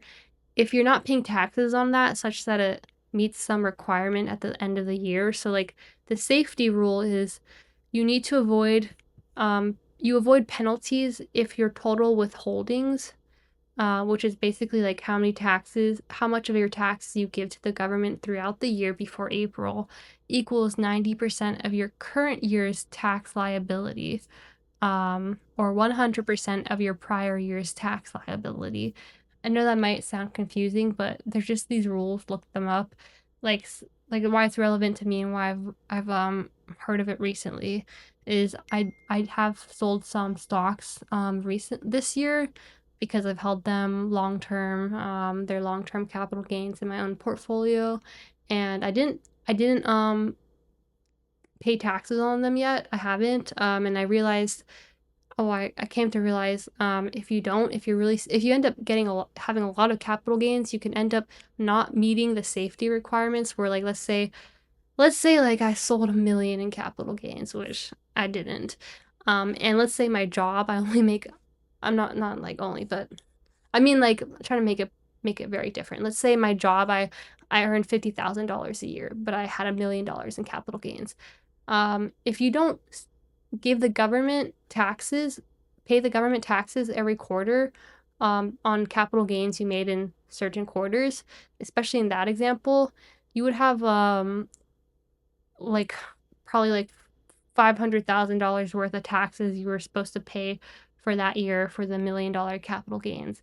When, let's say, for the $50,000 job income, you're paying regular taxes on that, appropriate taxes.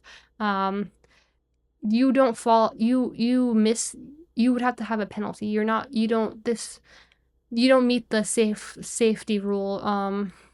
You don't, I guess you just don't, how do I word this? You don't avoid penalties. You will have penalties because your total withholdings, let's say like 10,000, 15,000 of the $50,000 job income, is not 90% of your current year's tax liability. Your current year's tax liability, if you're making 1 million in capital gains, would be, like I said, like 500,000. So you end up having to pay penalties, some interest on the taxes you ended up not reporting to the IRS, giving to them accurately throughout the year. So just be careful of that. I did not know that. I'm 26, almost 27. It's the first time I've heard of this. They don't teach you this in school. So, yeah. Uh, so you could be penalized for that. And in another thing to mention, in your W-4, which is one of the work forms, when you start working, you want to accurately fill out the form so your estimated withholdings are correct and your deductions for any RSUs if you work in tech are correct. If you have RSUs, which is a stock from a company, if they're vesting and you're selling them, I think the default is 22% withholding. It is 22% withholding in at least in California where I live. You probably want to increase that to 32% or something around 30%. Do the math so you're not paying penalties, but that would like affect your this whole rule I discussed. Like you need to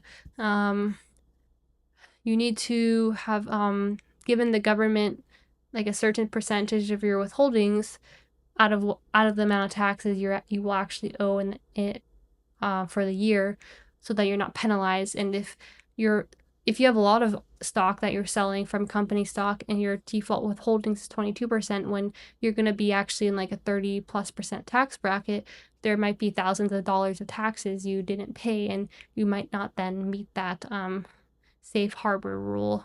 You might end up paying taxes. So yeah, I know this was very messy to say. I might remake it again or not, but yeah. And lastly, if you don't know, losses from stock can be used to offset capital gains. So it just means like if you sell stock at a loss, it can be used to offset the amount of taxes you pay on your capital gains. Look that up. Yeah. Okay. Gonna pause. Gonna pause and take another break. Okay, I'm back, but I barely took a break, so my voice still hurts, but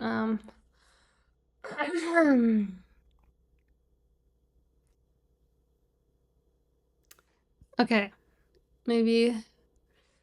Well, I'm at the end, so I kind of just want to finish this, but yeah, throughout the video, you've probably seen me have saliva in my mouth or progressively sound worse. That's because this is actually really tiring. So hopefully as I talk more, get used to talking. I guess I haven't talked enough in my life.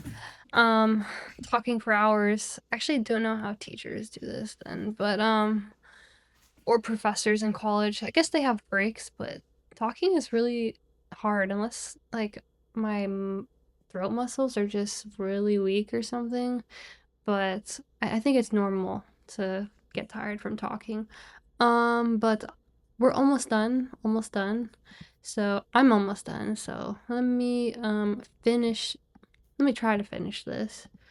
And then you can go back to your life with these tips and hopefully do your research on ones you want more information on, and then also use the tips I've said that have been useful and check out the links I will have below to make me sign up for things that I think are beneficial for you.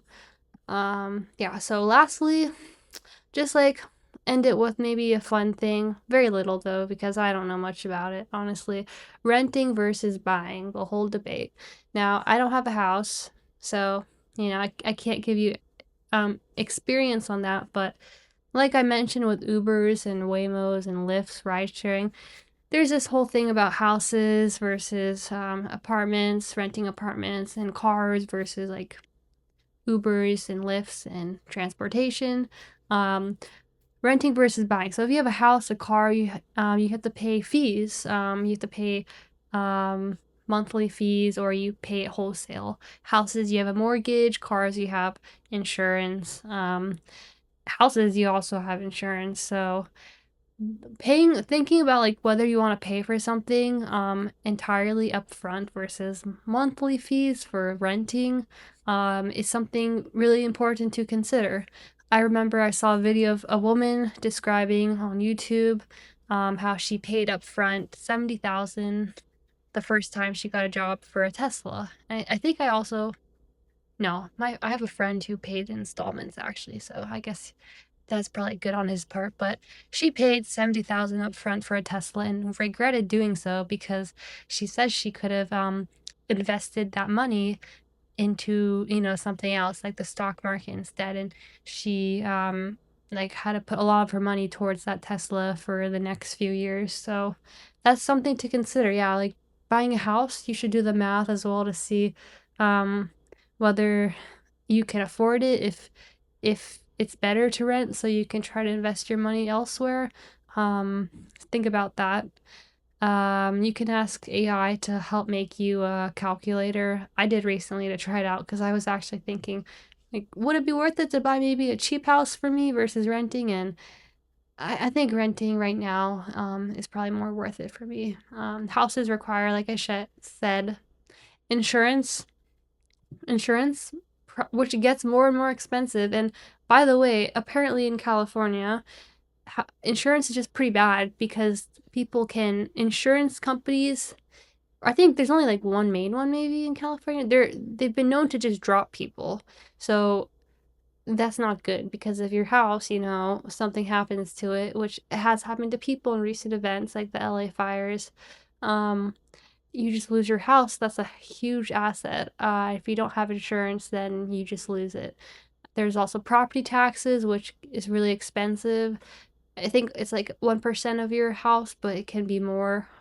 You have to pay that in taxes a year, maintenance fees, a lot of things you have to actually maintain, not just because you want it to be nice, but because you have to maintain it to be eligible for insurance. So you can pay 20,000 plus on like a new roof to make sure it's satisfying these insurance rules, or rewiring your outlets, or rewiring your, I don't know what's the whole, like just the wires in your house, so things like don't happen, like fires, depending how old your house is.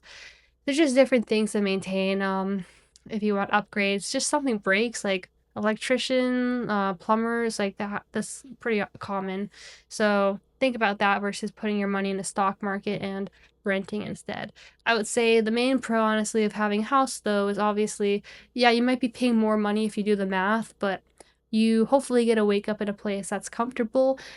And as I've discussed before, it's not just money and time, it's health, money, and time. So if you feel happier in a house, that affects your money, which then affects other stuff and goes back to affecting your health. So the calculation isn't just based on money, it's also based on how you feel, if it makes you feel well, because our time, I mean, obviously in our lives is pretty short. So if you can feel happy and comfortable now, like that's worth money. So that's also an argument or case for houses, while I gave some for renting.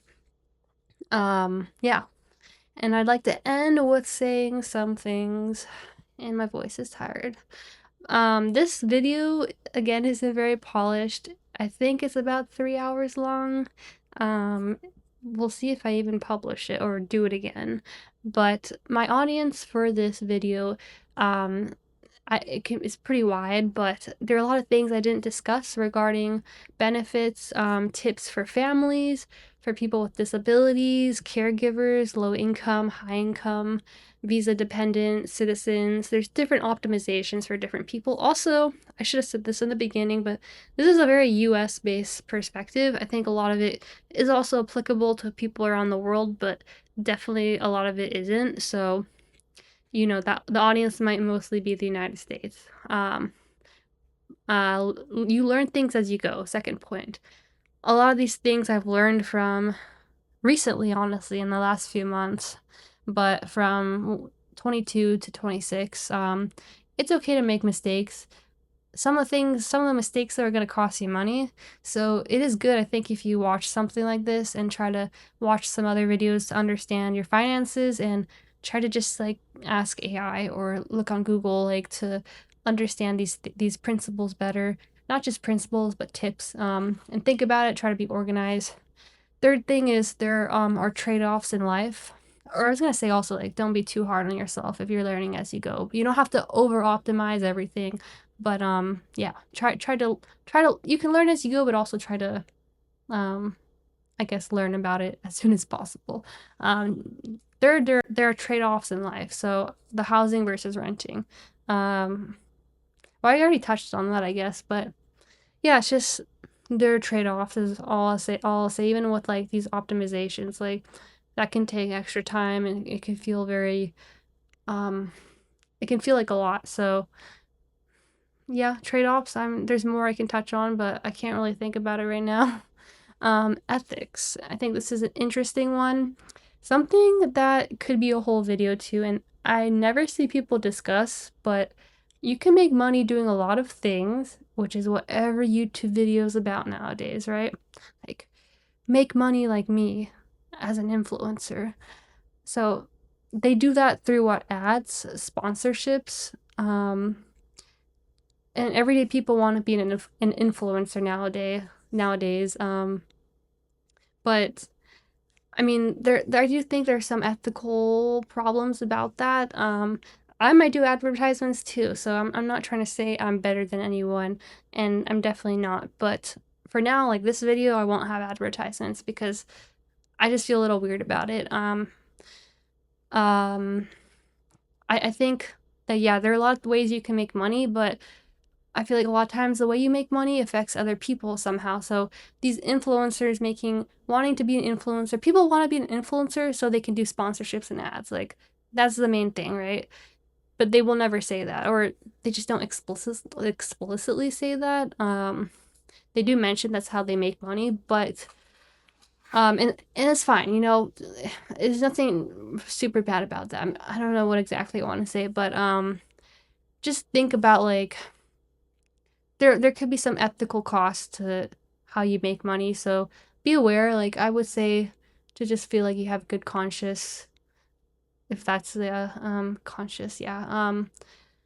Be aware that like how you make money, like how are you making money? Do you really want to do advertisements? Do you want to, I don't know, there's like privacy things too. Like if you're trying to become an influencer, do you want to give up your privacy? That's a trade-off. Like there's just different things, and yeah, so think about. So next point is life doesn't end at 30 or 25 or 40 or 50, although sometimes it does. So what I'm trying to say is there should probably be a balance between savings and enjoyment. That is, yeah, always something people are probably thinking in the back of their head. But I do think a lot of people, I've heard lots of people who save all their money and then they die at 60.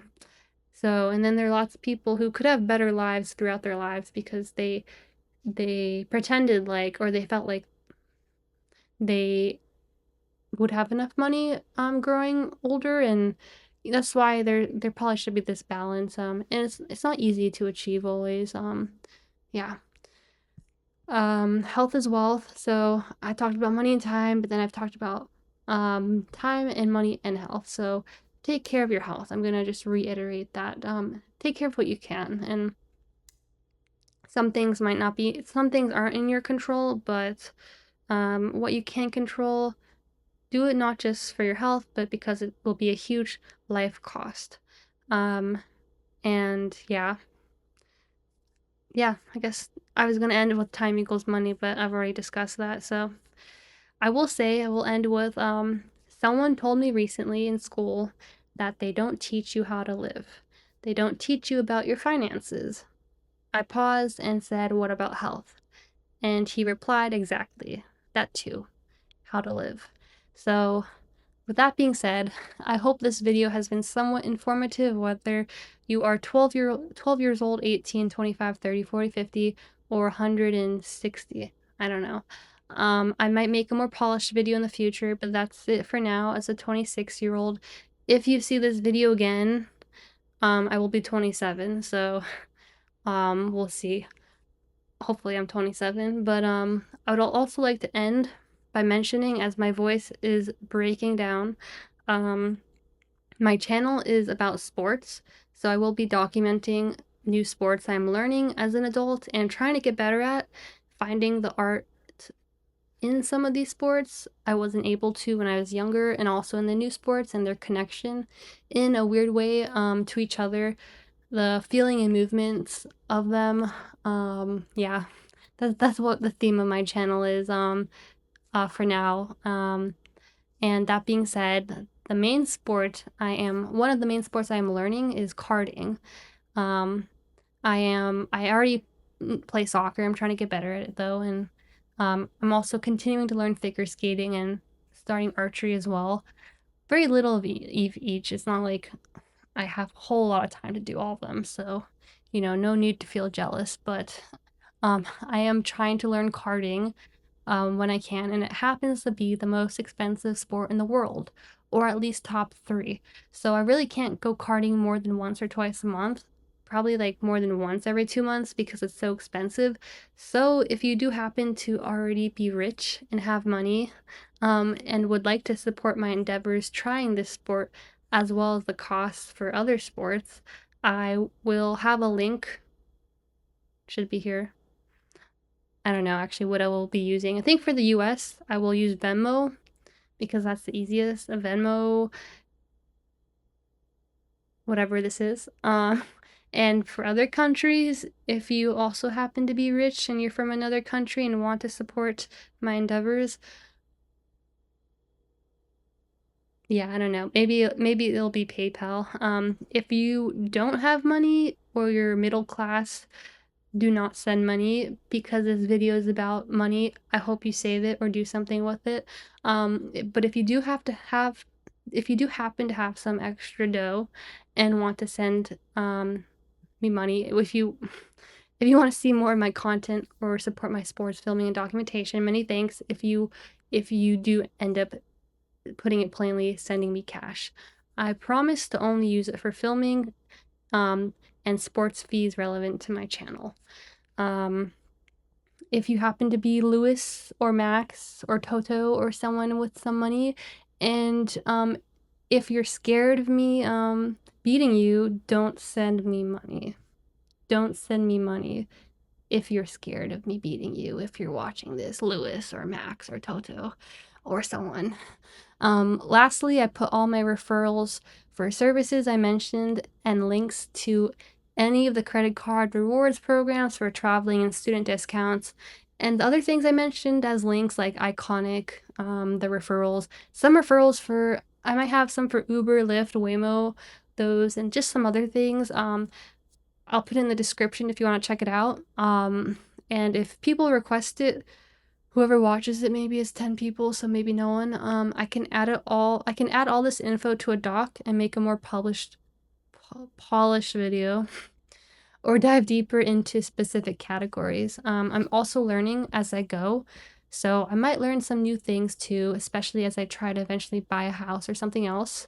And I could make more I could make just videos specific to categories so I don't run out of breath, and they're more polished and I can try to practice before I say it, because I know it sounds I don't know, maybe it doesn't sound as bad as I think, but definitely it's probably a little messy.